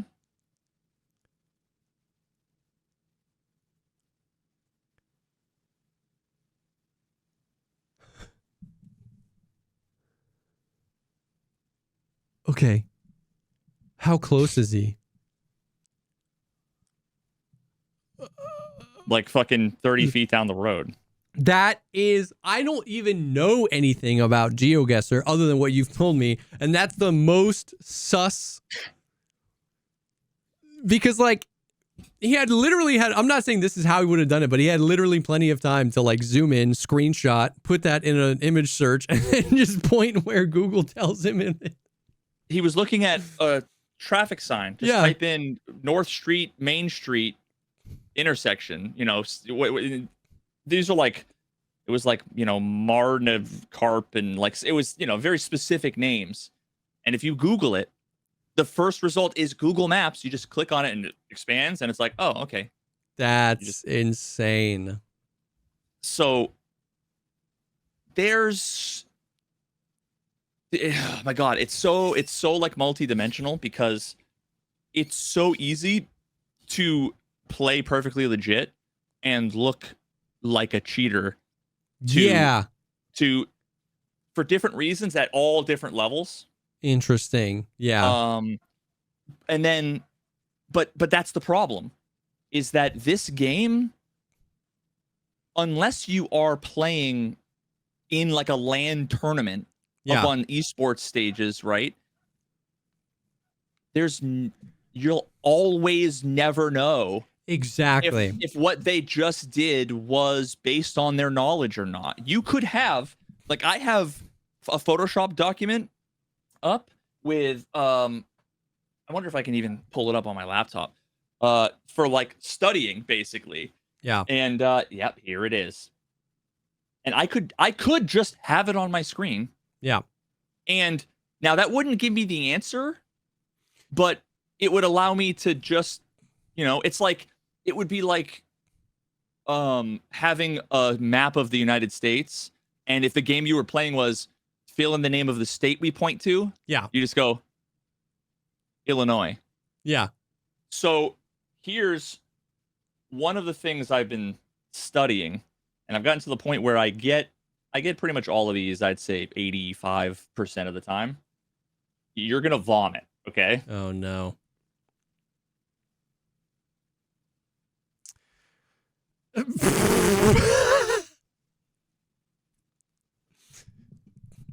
Australia. Yeah, that's Turkey. That's the Office meme. These are the same picture. That's Australia, Turkey, New Zealand, Poland. It's Austria, Slovenia, Serbia, Hungary, Croatia, Italy, Lithuania. Bro, tell me the difference. Tell me the difference, Jesse. Oh, yeah. Obviously, Croatia is a 42.5 angle on the slant, and Hungary is a 47. Mm-hmm. Yeah. Yep. So, like an idiot could get that, Yeah. Dude, that's... And then, Luxembourg and Germany. 2 screws, 3 screws. I've used that multiple I believe it, bro. I believe it. And yeah, Overskilled had to remind us. A week ago, I could not point to you what hemisphere Croatia was in. Okay? I couldn't tell you which planet of the solar system New Zealand was located. Okay, that one was easy, but and then you've got Sri Lanka, Sri Lankan Poles, Portugal Poles, Poles in Chile, Brazil, India. Ugh, brother, and like crazy. If you come by and you watch when I'm like practicing, there's this website called Learnable Meta that basically is like a plugin. It's a plugin that pops up information everywhere, every time you guess. Now it only works when you're on like single player, sort of offline. And it only gives you the information afterwards. But basically what it tells you is it gives you like meta information associated with where you were located. So someone goes in and they'll like go to Google Maps and find a location that's like, this is the Spain power pole. Put the coordinates in, assign that meta, like it's all open source. It's all like sick. And I swear to God, the timing of this is like legit, where it'll go, map pops up, Ghana, map pops up, New Zealand, map pops up, southern fucking Australia, map pops up, Poland, map pops up. I don't know where the fuck this is. Oh, okay, it's Vancouver, because it's always fucking Vancouver. Yeah. But dude, it's like, it legitimately feels like I have a superpower. And you know the most awkward thing is that like people come in and they're amazed. They're like, oh my God, bro, like how the fuck? And I have to like, I know I'm so bad at this game. Yeah. And there are people who are like legitimate, like master level pros, that are in chat. So I can't be like, yeah, man, it's fucking. Yeah, you can be like, I've been working on it. Oh, it's so tempting to just be like, oh yeah, you see one of the first meta I learned is there's a particular kind of electrical there's electrical tape on the roof rack where the Google camera Oh my God. is located. There's electrical tape on the end in Ghana. So when I look down and you just see that, you're in Ghana, 100%. It's so funny to think that, like, in Ghana, the dude was at a gas station and the shitty little plastic end cap popped off and he lost it. And he was like, God damn it. And he got out electrical tape and he wrapped it around that shit. And now it's like meta Ghana knowledge that that dude wrapped that piece in electrical tape. Like, yeah, so like the top level GeoGuessr pros, they know every variation of the 4 generations of camera on all of the cars, the models, the colors. And keep in mind they're like 98% blurred out most of the time. Yeah. But they can look down, they can tell you based on the Google copyright that gets added on, like watermarked on to all the pictures. Oh, this is 2022, it's Gen 3 Bangladesh, obviously. And this is the Southern Island because I can tell, like, bro, so learning Africa, if you want to get into GeoGuessr, I would say don't learn the United States. The United States is fucking hard mode. Yeah. It's impossible. Oklahoma looks like Texas, looks like my backyard, looks like Vancouver, which looks like Australia. And if there's clouds and you can't see the sun, you have no fucking clue, dude. Yeah. Yeah. But you only play where there's Google Maps coverage. Yeah. And there's not a ton of Google Map, like it's not everywhere in the world. Yeah. And Russia has pretty limited coverage. So like the way, and there are exceptions to these rules, but basically like if you're driving on the left-hand side of the road, chances are you're in one of these countries on the right side of Africa. If you're on the right side of the road, chances are you're in here. Yeah. So, you know, Ghana was the tape. Nigeria, you'll always have a police car following you. Oh. But for whatever, I mean, I guess maybe like if they didn't, then people would just like, I don't know, flip the truck over and steal the cameras or something. Like, I don't know. And now the difference between South Africa, Lesotho, Eswatini, Botswana, and Namibia is all the logic I go through is what's the color of the car and what's the environment. Yeah. South Africa, if you establish it's South Africa, which is basically like looking at the sun, because if you look at the sun and there's a compass. Yeah. If you're looking at the sun and the sun is to the north, you have to be Southern Hemisphere. Yes. So as long as the cloud, like sometimes the clouds cover it and it's a little ambiguous. But so if you look at the sun and it's, you know, clearly north, you look down and you see yellow road lines on the outside with the white lines on the inside. Okay, I know I'm very likely in South Africa. This website's called Plonket, which is like it just gives you all the information for free to like study and to learn. So you kind of get the vibe. Now, of course, there's like power poles and shit, but you get a vibe for like what it looks like, the general kind of like environment. Now, Lesotho, I believe, is how you pronounce it. It has like a very particular set of mountains. Okay. Eswatini is like the same exact thing, except there's a specific kind of grass. So like take the previous one you looked at with the mountains, add grass to this, and then add trees to the hills. And you're like, okay, I'm in Eswatini. Dude, it's wild. It's so crazy how like it's just the most random trivial shit.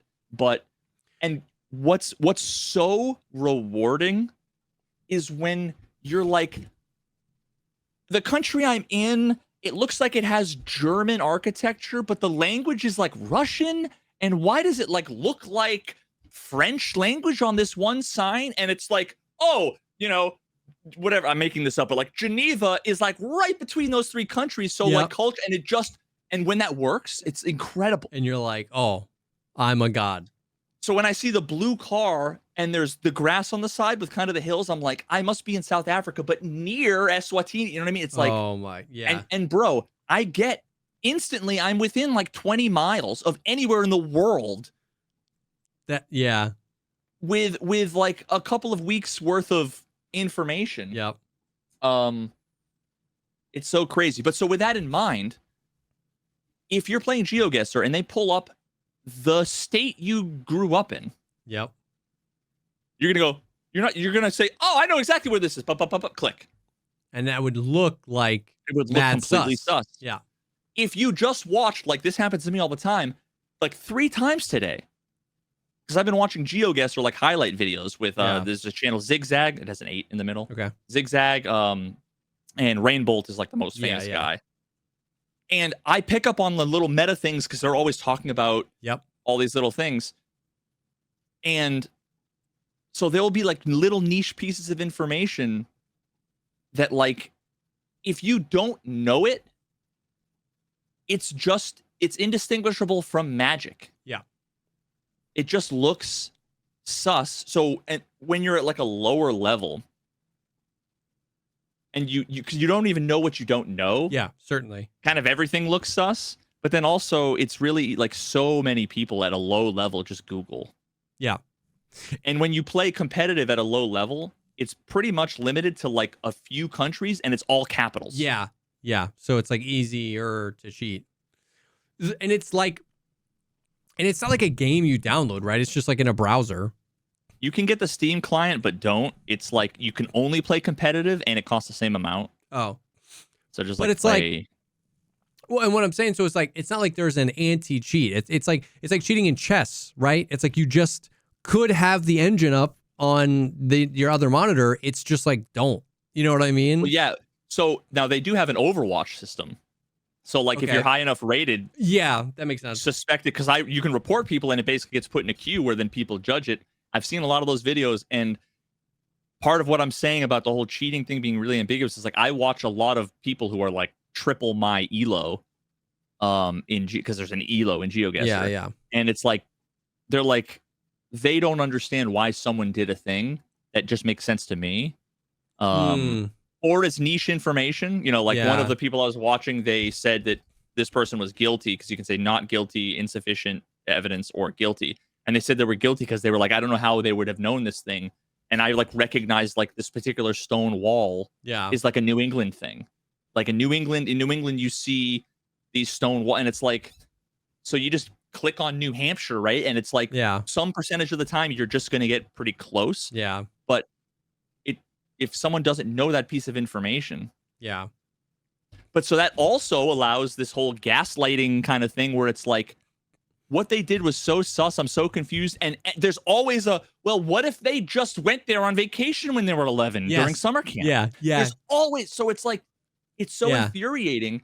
It's the Tarkov thing all over again. Like, what if he just hit a crazy shot, man? Like, what if that was like the best shot he ever hit in his life? Yeah.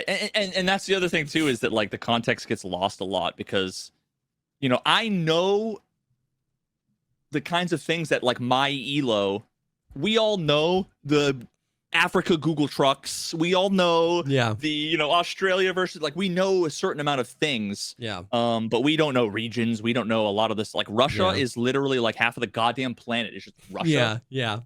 And it's just roads and trees, bro. So it's just, I just click on the same like Chelyabinsk or whatever the fuck in the middle. And I'm just like, oh. And the 3 times I haven't selected it for whatever reason, it's fucking Chelyabinsk. So, but so like you get in a sense for what like the really common beginner low level metas that you learn. Yeah. And there'll be someone who like it'll be Brazil and they'll choose like Russia and you're like, what the fuck? And then it'll be clearly South Africa and they'll choose like Texas and you're like, what's going on? And then the next level, the next round, it'll be like some crazy accurate guess like instantly. Yeah. And people are like, oh well, you know, maybe if you look like where they're looking, that's like the southern region's license plate that they could. I'm like, you think they know that? Yeah, I see what you mean. The context. It's like, it's almost like every round is a brand new thing where it's like, oh, they could know that. Well, it's like, yeah, but did you see what the other 3 rounds they were doing? Yeah. And the problem is that it's like, it's, again, every single one of these things is possible. Yes. But there's the difference between chess And between this, you could have the engine up, but you see like it's almost like a clearer pattern. You know, it's not just one move. Like chess is, each move is almost like a round in GeoGuessr. Yeah, I see what you mean. And when you're doing this whole Overwatch thing, you only get to see like 1 or 2 rounds. It's like anonymous. So a lot of times it's like you see one round without context. You don't know if they're sus. That's super interesting. You don't know. Yeah, in a game of chess where like there are plays and openings and like strategies that span multiple levels, to see like moves that break each of those things and seem really disparate from each other, you're like, okay, well, you must have knowledge that's separate. Like, yeah, I can see what you mean, where it might even be harder because there's just so much less information over watching one GeoGuessr round. Like, and it's just really, it's trivial to cheat and to not make it obvious. Like, you could literally have a buddy behind you that could Google it. Yeah. Because one of the things, like, you saw, you're just staring at a billboard with an address. Yeah. And it's like, and then they just guess the place. It's like, don't be that dumb. Yeah. But so again, it's like, it's just so trivial. And then there's scripts that literally use like LLMs, fucking AI that will tell you. They just like watch your screen and then automatically search for it. Yeah. And then of course, you know, even just having a little cheat sheet up, because, you know, I'm sure anybody who like wants to get better, they're going to take notes. They're going to have little, you could just have it up. Yeah.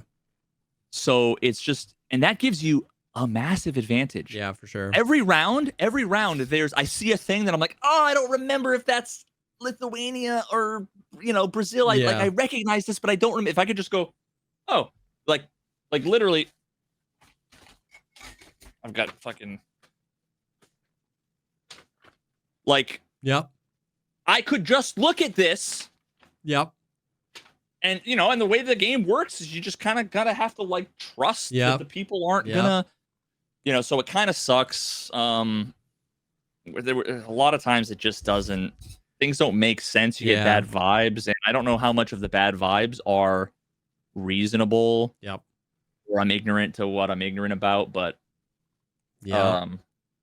let me so like earlier, and this blew my mind. So here's an example. Let's see. Is cheating much of an issue? It's funny, I was talking about this. So is this you doing it or are you watching? Me doing it. Okay.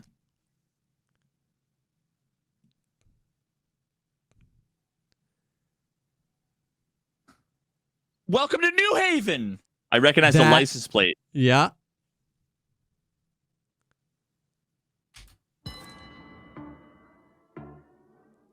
Finally, I recognize the state license plate. Dude, it's so hard. Dude. There's so many. Every state has like 5 plates, like blue. This asshole got it too. But so I was within 141 yards, and he was 5.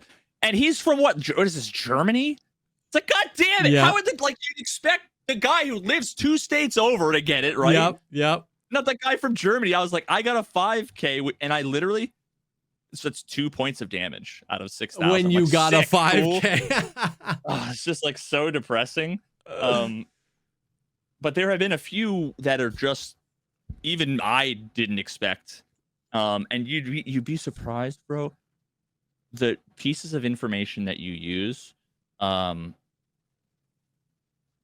Here's the example. You've been to Disney. Yep. Have you been on Expedition Everest? Oh, yeah. Okay, so you know, it just starts and then it goes up, and then there's the track is all crooked and broken, like the Yeti. The Yeti comes out. Do you remember environmentally what's there at that very? There's like rope with like little flags, like colorful squares of fabric. Yeah. And I've been on Expedition Everest 700 times, and that's one of the few pieces of information I know is that like Nepal is Mount Everest. Yeah. So did you get Nepal based on Expedition Everest? Fuck me, dude. The Mercator projection really fucks with you. Your sense of scale. I'm like, how am I gonna get anything, dude? It'd be sick if you could actually change it. So that right there, those are like flags.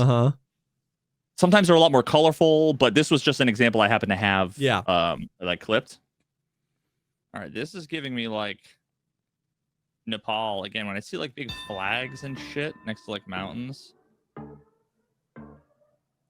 And now Nepal doesn't have a lot of coverage, if at all. What that red license plate is. But Bhutan right next to it. This is for sure. And here's the thing. I was 20 miles or 50 miles away, which is incredible. And this asshole was 21 miles. Yeah, so it's like some other piece of information. Yep. Or he was cheating, but I have no reason to think he was cheating. Yeah. But it's like, it's just so crazy how like little pieces of information. I was just watching Seinfeld and there was this restaurant that, you know what I mean? Like, Yep. Dude, it's so wild. That's so epic. I've got a bunch of clips that the shit you find that's just happening in the world. Oh, yeah. We were talking about this on the podcast. You're on the Patreon. I want to see them before we pull some of those up. I do it. Yep. Take a quick second and thank the third and the final sponsor for this episode, and that is Turtle Beach. Turtle Beach, dude. I have mine right here. You know them. You love them. The OGs in the gaming space for headwear back in the day. We talk about this all the time. Back in the day, if you knew a friend that had the Turtle Beaches, man, they were the hot friend. But Turtle Beach has their Stealth 700 series of wireless Bluetooth headsets, and I've been using them every day. I've been working out more, get exercising. I'm on the Peloton, dude. I've been biking. I'm not really lifting, but I'm biking. I'm trying to, I just sit all day, and I put them on, and they're so comfortable, dude. And they sound great. It's like 1.5 inches of memory foam around your ears. And so I've been using them frequently. They sound phenomenal. I literally just hang them on the Peloton. I haven't charged them in like a week or 2 weeks. Like they have I think 80-hour battery life. They got the mic that flips down, flips up, hides away. So you can use the mic if you need it or not. You can just use them as headphones if you don't want to do that. If you want to game on them, you can use the microphone. They're awesome, man. They sound great. They look good. They're comfortable. They're perfect. Dude, I've been on the grind of using those as a replacement for those like U-shaped neck pillows on planes. Yeah. Because of the memory foam is so comfortable. If I have a window seat, I can just kind of rest my head against it, and it's legitimately like comfortable. And because I can't just sit there with my head. But yeah, dude, I've been actually enjoying them on flights. Just having like, a little bit of. I actually prefer them to the earbuds because it's just like a little bit of separation from the outside world, dude. I totally understand that for sure.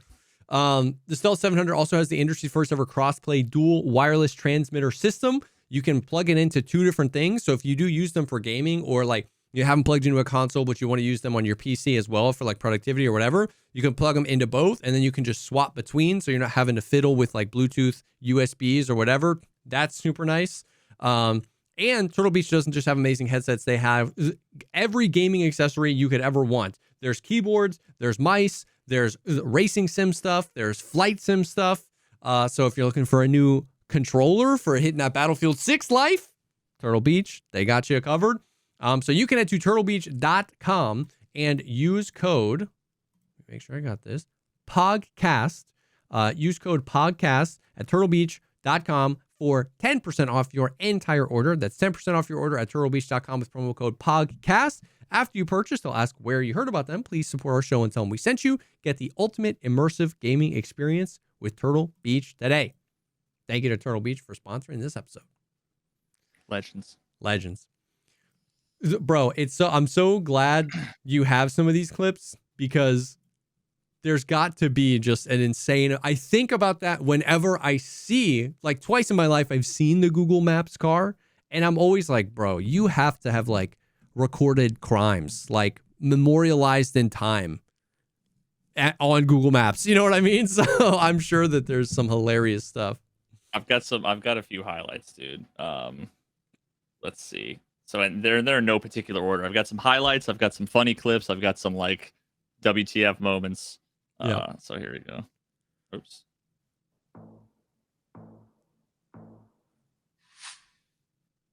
First of all, Gorgeous. holy mother of God. Yeah. These places aren't real, I want to be dude. wherever this is. It looks like a fucking Bob Ross painting, Yeah. dude. Yeah. Vancouver. Am I right?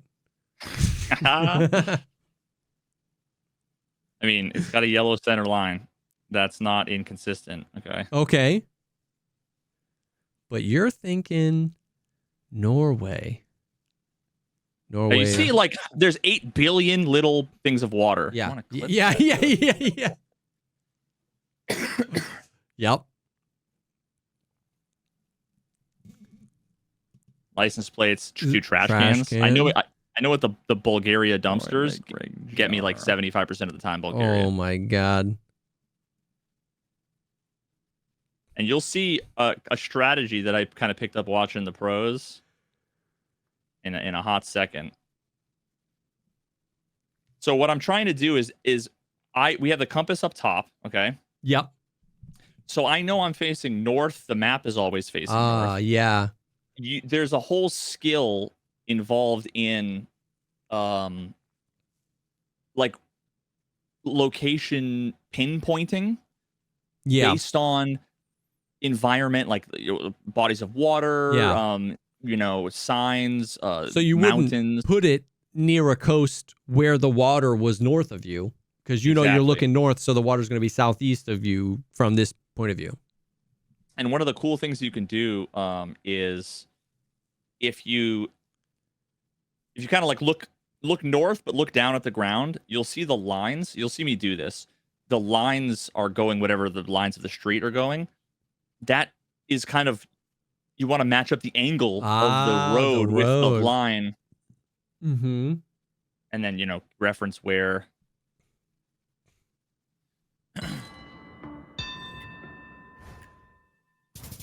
Oh my God. 900 yards. You were literally just down the street, bro. The guy was like, there's like emotes that you have. The guy was just spamming like question mark, question mark, question mark, question mark. It's like, I mean, yeah, dude, like, what can I say? Right? Like, that's insane. So wild. Let me see. That's insane. This one might have been. I have another one that like I just kind of couldn't believe earlier. Yeah, I don't know. Oh my God! Is that a tank? What the fuck? Yo, somebody warn them! This is a fucking tank. What the hell? And the dude's locked in. I think it was just sitting there. No, I'm saying, and the dude is locked in his guess. So you're like, no, I locked in my guess. Oh, before you saw the tank? I think I saw it and just locked it in. But yeah. I guess Bulgaria. And of course it was fucking Russia. Yeah. You know, listen, I was going to say it, but. Dude, some of these, you won't believe some of the shit I've seen. You just won't believe it. It was Tarkov. It was the Norvinsk region. That's like that. That's a common. Oh God. And some of them are fucking hilarious, dude.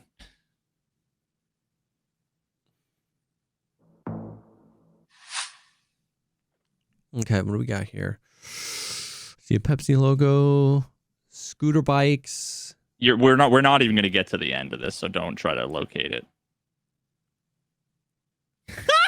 Oh my. It's just so funny, the random shit. You're like, oh my God, bro. If that dog only knew. Oh, he's famous, man. He's famous, bro. Permanently etched in the annals of history on Google Maps. Oh God, dude, it's so funny. Oh yeah, here's another sick one too. Holy shit. Tarkov people appreciate this one.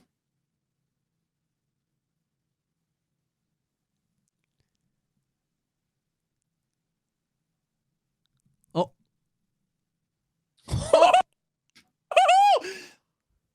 It's just a bear at 50 cal chilling on the. Yeah, dude, on the Mexican border, on the Mexican side. Oh shit, dude. Yeah, I Just got pretty close. casual. Dude, it's just chilling. Just The casual bear. 50 cal with the 20x. Oh god, dude, dude, there's so many things I'm telling you. Oh Damn, god. bro. I'm gonna save the best for last, okay? Damn. This one's a joke that I don't know how universally relevant this is, but 90s kids in America, you'll know.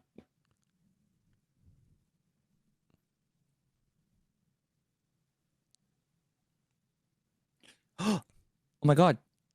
Chat, we found him. That's crazy. I was like, no. IRL Waldo, bro. Oh my god. In a game about like finding places, you found Waldo. Ain't no way. Yeah, so for those who don't know, Where's Waldo was like a kid's book where every page was a scene like this, where you just had to find Waldo. So you're just, and of course there's red, and he always wore a red striped Red and white shirt. striped shirt.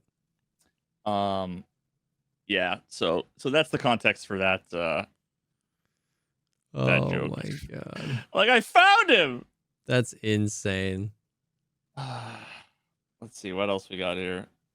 That's insane. Whoa. Oh yeah. What the fuck are these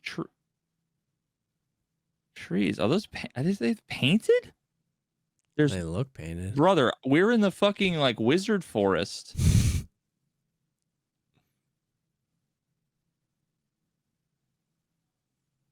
What the fuck is this, man? Yeah, this is some Who's painting World the of trees? Warcraft shit.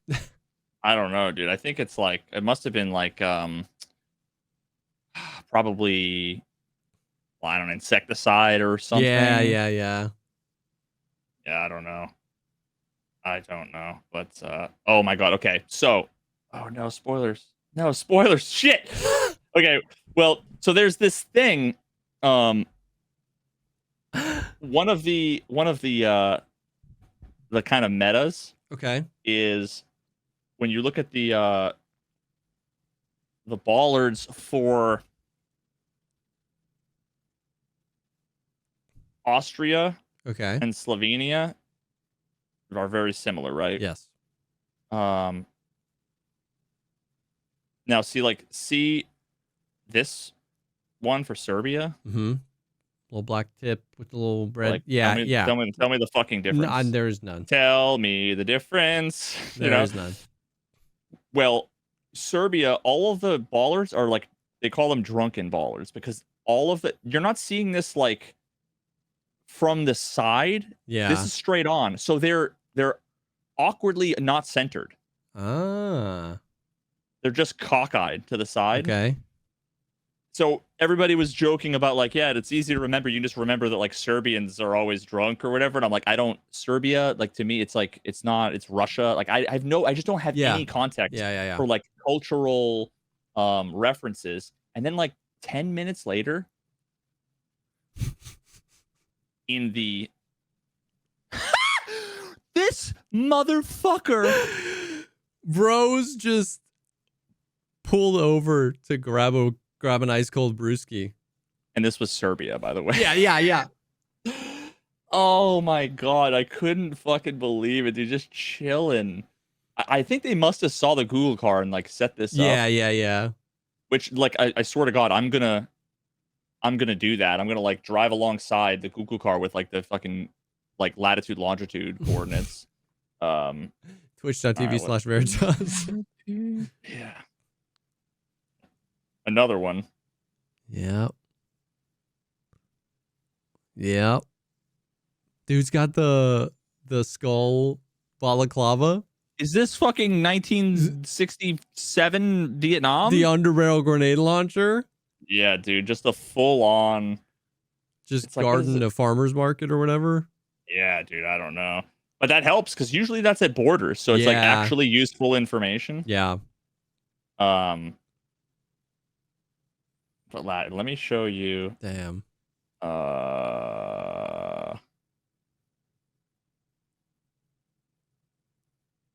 think it's this one. Bro, I have no words for this. Okay. Round 1. What? What the fuck, dude? What the Bro, fuck? what happened to that building, bro? Yo, can someone clip that? What direction was the car going? It like just missed him. I mean, we're in fucking Earthquakeville, Japan. There was definitely an earthquake that hit over here. I was literally thinking, I'm like, is this like Godzilla attack? Like, that's such a. Oh they my have it God, propped up. dude. Yeah. Dude, what the hell? Dude, it's so wild. I spawned in, I'm just like, what am I building looking at? collapsed. The like fucking throat to hell just opened up over here or something. Jesus. I just thought it was so It's wild. so dude. weird that there's no other no carnage. other damage. It doesn't look like a natural disaster happened. It just looked like that building fell over slowly. Uh-huh.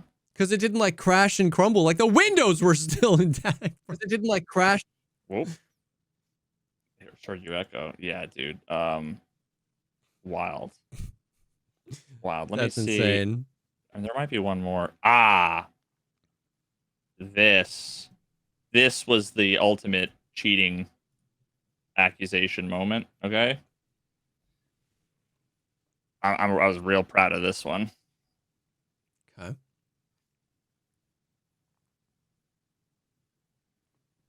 So I already know where it is. Yep, got some dirt and some grass. It's a very specific car. That's what I was like. It has to be the shadow of the car. And it's Kyrgyzstan, a country I didn't know existed. I'm looking for roads. Okay, so wait a minute. So you see how it's so hard to see with the contrast. But you see how the compass is pointing north? Yeah. And you can see like the general direction. Yeah, and the road is going kind of east-west-ish. And I see the general mountains, I noticed. Yeah. It's really hard to tell. But that line is just like parallel there. Yep.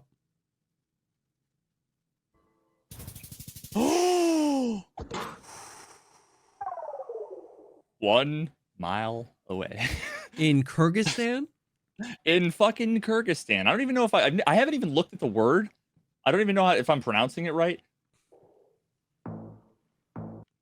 If I had just if I just taken a little bit more time, I just didn't think that it was likely. Yeah. You know? But, you know, I saw mountains, east-west road. You know the car. Yep, when you get the white, I don't know if it's a truck or not, but it's the white, I call it a truck, with the visible roof rack and the square mirrors. If you get this car and it looks like South America or like Latin America, it's Guatemala. Like I don't know if it's the same car they just shipped overseas or whatever. If you get one that looks like this and it just has a tent on the back, it's Mongolia, 100%. Oh my God. And the weird thing, bro, is that there's like 4 different trucks in Mongolia that all have tents on the top. And then in Rwanda, you can see the the tail light on the back of the truck. Oh, so if you look at, okay. So the blue countries are the countries with Google Maps coverage on that map? Yes. Or the blue screen? Yeah. So most of the most of the world. But you can see Africa is like, that's like the continent to start with. I literally get Senegal more than any United States by a factor of maybe 20. That's crazy. It's fucking bonkers, and it's actually kind of frustrating because I want the chance of it being my high school or so. You know what I mean? Like, there's just no I just don't know why. And everybody I'm playing against, it's always some dude with a Polish flag, and every other fucking thing is Poland. It's like, how is this fair? Yeah. And of course, the people get closer to me in the United States anyway, so it's not like it fucking matters. But so like they have all these. Look at these. It's like they must just buy the fleet of trucks that are all the same model. Kind of, like not exactly. So there's just so many things that are like weird coincidences. But it's really nice. It makes it really easy to remember. It's some sort of anchor, yeah, something to remember and be like, oh, I know where I'm at. But the worst part of all of this is the things that you've never seen before that you've never heard of. How is there Google Maps coverage? Oh yeah, bud. What is that place called? I don't know. I'll never see South Georgia and Sandwich Islands. Yep. Mm-hmm. Yeah, if you see penguins, that's usually a good. So there's trekkers. So they're like people who have cameras either on their back or whatever when they're hiking, and then there's also like motorcycle coverage, which can get to like certain roads. But bro, it's like even if I told you, I'll give you $1 million right now, you have 5 seconds to click on Christmas Island. Oh, there's the million. Bro, I've seen it 50 times. I couldn't tell you where it is. I think is that? No. Okay. I don't even. Where's Christmas Island? Chat, someone tell me. Is that? Because I've gotten Christmas Island. Oh no, this is a good one. This one fucks me every time. It fucks me big time. Reunion. Because look, does that look familiar? No. Oh, the Tapler. Dude, the number of times where I'm like, boom, insta click Ghana, and I just see someone in chat go, uh-oh. I go, oh no. I'm like, no, and I look around and I'm like, oh, there's like palm trees. Like, oh no. Dude, the Tapler. Oh my god. So that's fucking Reunion, whatever the fuck. I don't even know what Reunion, officially the Department of Réunion, is an overseas department of region of France. It's literally like technically France. Jesus, bro. But yeah, where's northwest of Australia? Oh my god. Yes. Now let me remember. Christmas Island, is that like a black truck, or is that the one that looks like the tiny truck? It's the tiny truck. Yeah, the little I forget what they're called. But yeah, if you see that, you're in Christmas Island. Oh, and look, it uses the fucking same bollard front as New Zealand, Australia, Poland, fucking. Yeah, it uses the standard Australia. Yeah. Cool. The number of times I'm like, oh, I know this. Christmas Island. Yeah. I know every fucking domain on planet Earth. See, that was the thing, dude, at the beginning. So at the beginning, I was playing Moving, which it starts and you just can move around as much as you want. Yeah. And so when you're playing Moving and you're playing at like a lower level, it's like you're always in cities, basically. So something's gonna have a website on it. Yeah. Yeah, and the websites 8 out of 10 times will have like .country code. Yep. And I have to memorize that like EE is Estonia, and RS is Serbia. Most of them are like obvious. Yeah. Like you see .UK a lot. It's like, okay, that narrows it down to the UK. There are some that are sneaky that are like, you like UY. I don't know. UY. Uruguay. Oh, okay. Now, the Russian countries are like Russian location sort of countries are pretty freaking common because they're just huge. I mean, really, like you have to think about I don't know what their algorithm is, how it picks the places. But you got to think like statistically, the more landmass, they must just have more possibilities. Yep. I don't know if they evenly distribute it. But so Ukraine country code is UA. Okay. And the number of times you're like in the woods or not even in the woods, because you're not going to see a fucking country code in the woods, but like you're just like, all you can see is like a sign, especially when you're new. It's like, is this like the United Arab Emirates? Is this, you know? And it's like, Oh so yeah. having basic, bro, I struggled at the beginning with figuring out the country was the first step. Yep. B, when I figure out the country, where is it? Yep. Narrowing Where's it down. Macedonia? You see a sign that says you are currently in Davao. And you're like, this is everything I need and nothing I need at the same time. Like, how does this not help me? But also, it's like the most specific. Yeah. You're in downtown Davao on Main Street. And you're like, well, where's that? Yeah. Yeah. And some countries, bro, some countries are like, so I'm going to show you two different areas of the same sort of region. Okay. So this is United Arab Emirates. Yeah. Okay. Let's just drop you right here.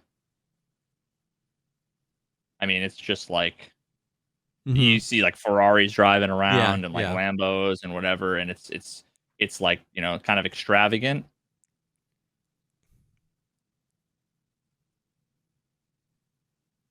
Whoa. You're like fucking an hour down the road, bro. Whoa. Yeah, from nothing. And then another really common area is like over here, kind of. Actually, this is a little easier. Whenever I try to pull up examples, man, I'm never vindicated. It's always some counter example. Please, oh God, please. It's the same place. Oh no. Oh, I'm choking. I'm throwing. And look, oh, there's like grass. Yeah, this couldn't be, you know, this could be New Zealand. This could be, you know, oh, okay, so maybe not New Zealand, right? But like, if you couldn't see this billboard. For sure. So the hard part is that like the same country can look like 27 countries. Yeah. Just depending on where you are. For sure. But so I started off by struggling to learn how to find a country, that like how to figure out which country I'm in, then find the country on a map. Yep. And but playing moving at the silver level, yeah, it's mostly capitals. If not, it's like the second or third biggest cities in the country. And you know, if you move, you can generally, if you're like happen to be in the middle of nowhere, you just move until you get to like an intersection. There's like a highway sign. Yep. Or so what it becomes is who can find the obvious answer faster. They see the sign that says "Welcome to Rome," and you're like, "Oh, okay," you know what I mean? Yep. So it becomes almost more luck based, because like if you go this way down the road and they go that way down the road, and it's just that's the town, it feels kind of shitty. Yeah.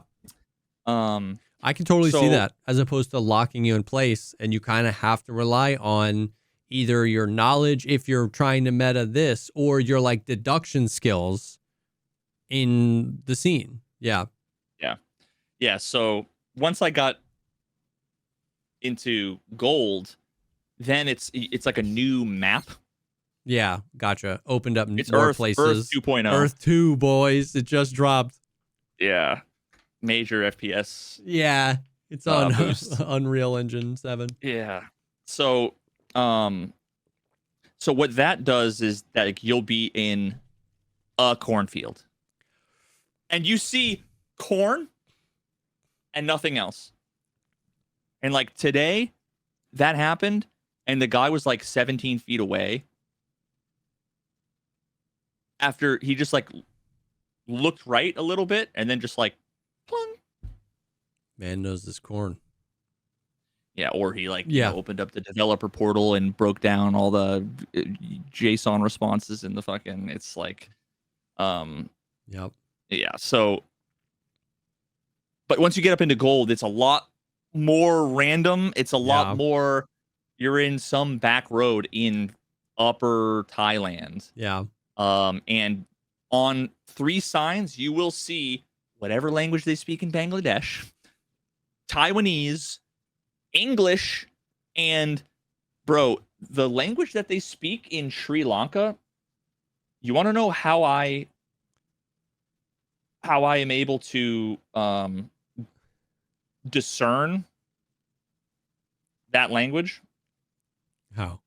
Because they all, look the same to the untrained eye. It's all just fucking squiggles, dude. Did you ever play Among Us? No, but I've watched a decent amount of it. So, see, I never played it, okay? I really watched it. But basically, it's like... Is there an Among Us guy as one of the characters? I mean, kind of. I don't know if this is a good example, but like... Oh, yeah. Like this guy kind of looks vaguely like the character. Yeah. A lot of that looks like the language the Among Us people would write. So I literally am like, chat, I think this is Among Us, but I'm not sure, because you've got that compared to, I'm pulling up a few just so you get an idea. What language do they speak in India / Bangladesh, chat?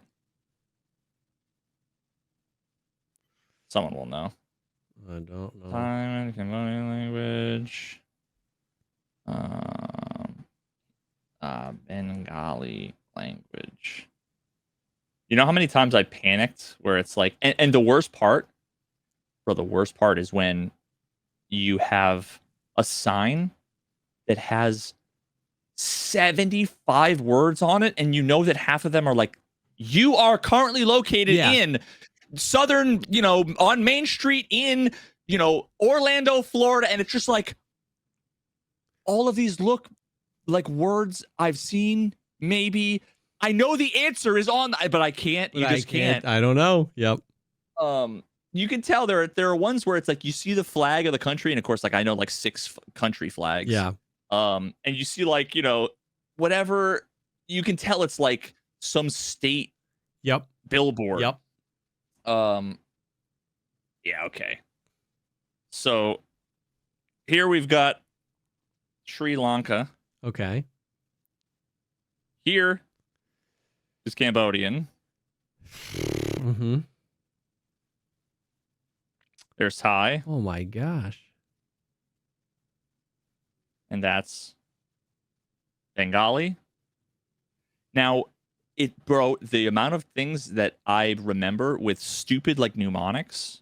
Yeah. So like, or just dumb arbitrary pieces of information that once you say it out loud once, you'll never forget it. So like I identify this. I know if it's Bengali versus like, Bangladesh versus India, because they're right next to each other. If the language has a bunch of triangles. Ah. Like boom, Bangladesh. Thai. The first thing I thought of was, they just tie in all these little dots everywhere. Oh. Like it doesn't have to make sense. No, yeah. Like Sri Lanka is Among Us. Yeah, and I mean Cambodian is just squiggly NU. And then this is Among Us. Oh, I love it, dude. But yeah, dude, it's wild. There's like so much to this saga. This is a game that, I mean, I know myself, and it probably won't happen, but if there was like a game that I could like stream forever, I think it would be GeoGuessr. And if I was gonna like, I could almost make a second channel. Well, I already have a second channel, but like, there's so many highlights that I'm like, I haven't wanted to make a highlight video from any of the shit I've played for the last 2.5 years until like now. I'm like, you know what? It could go hard. No, that's sick. Newbie. 100%. Like the journey. Because I mean, like you have the guys like the Rainbolts that made something this niche, something that like a lot of people have like a cursory understanding of. There's a lot of people that dip their toes in it for fun. Like, just like Deadly does it between raids or whatever.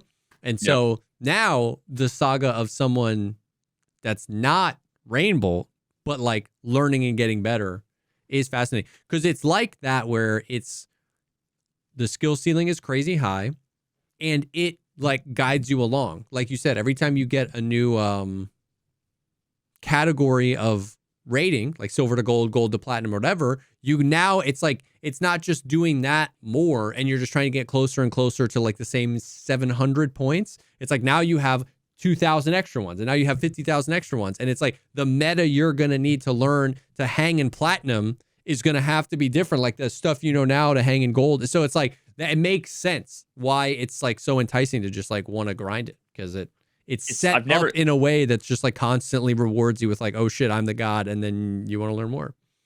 I've never been more like rewarded in any game before. Yeah. It's like when you just know a piece of information that's so specific and situational, and it's like you just feel like you earn it. And there's some unfortunate things about how it's implemented, like the way that the ranking system works. Basically, like your rank, like gold, 2, 3, silver, master, whatever. It gets broken up into like, I think there's like divisions. They might have like 100 people in each or whatever. And every week, you were telling me about this. Every week, it's like so where I'm at right now, to go from gold 3 to gold 2, you have to be in the top 8 in points to get promoted. Now, if you're the 28th or lower, you get demoted to silver. Now, you only earn points for your first 10 games of the week. So I went like 4 and 6. Really? So where I'm at now, I have played so far. I have my rating's actually gone up a bunch.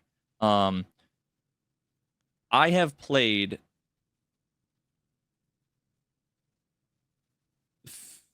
327 games.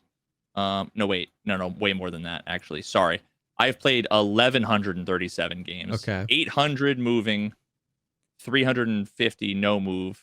I've got a 61% win rate in moving, 49.55%. You round up that 5, you round up that 5 to 6, it's 50%. Okay, it's 50%.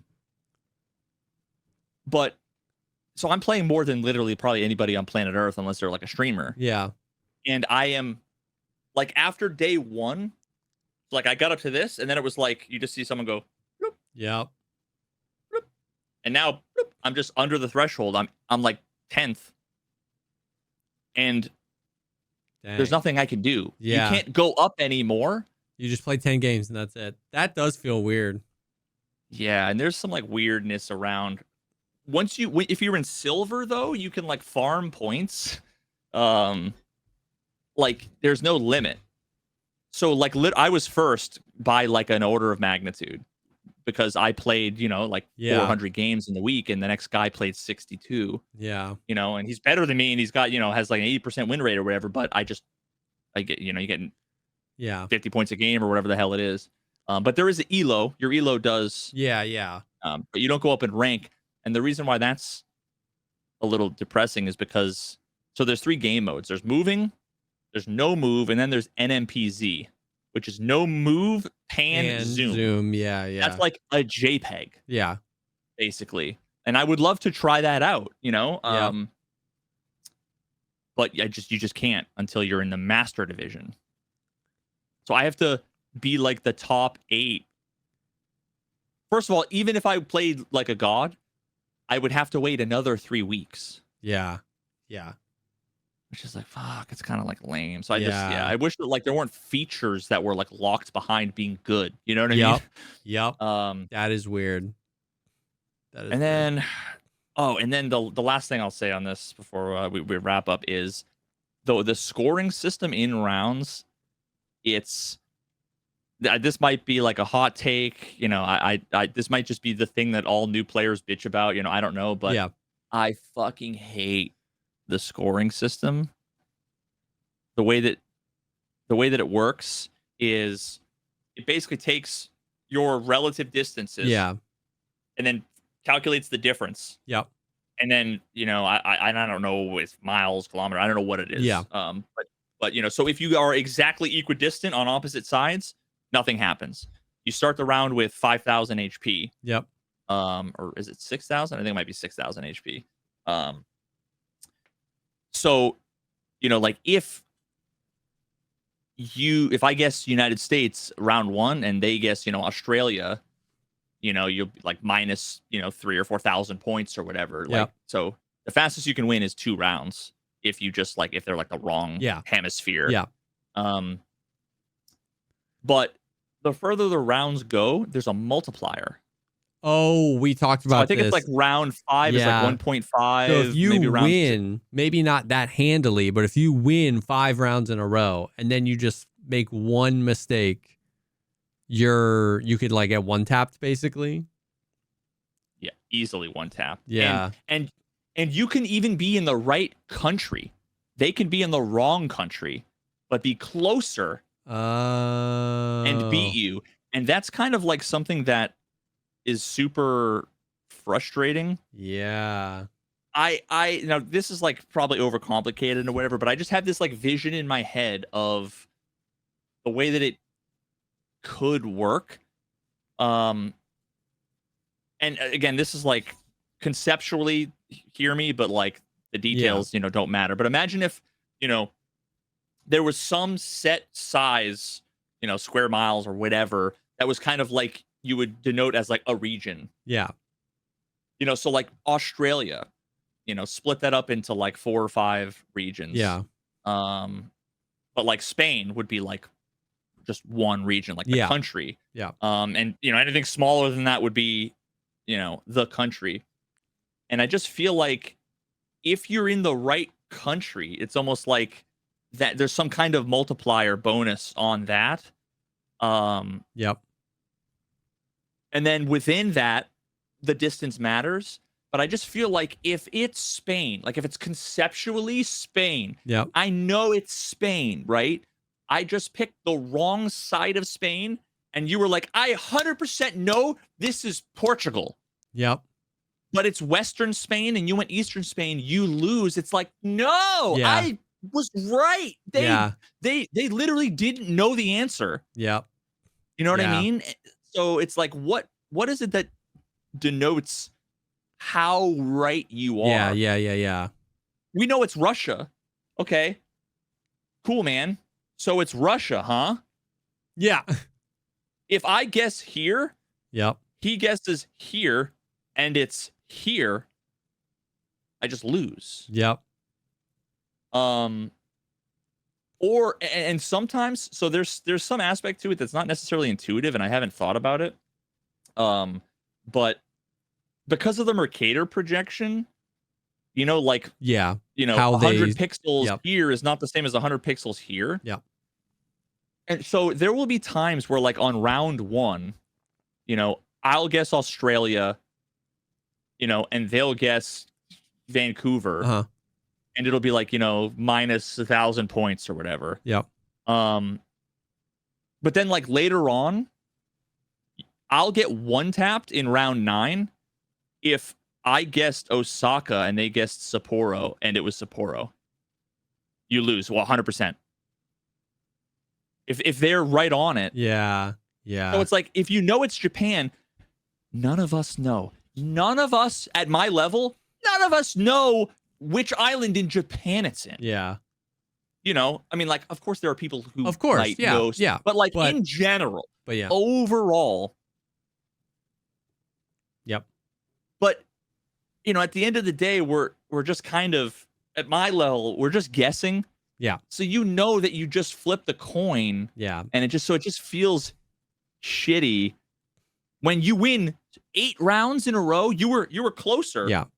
But not like you didn't blow them out of the water. Yeah. But you were closer 8 rounds in a row. Yeah. And then you just had the wrong region in one country. Yeah. Because at the end of the round, yeah, exactly. It doesn't feel good to say like they were better than you in that round. Because if you had taken the same, like let's say you went 8 rounds in a row and then you're like slightly farther away in round 9, but the points are such that the 5x multiplier or whatever one taps you.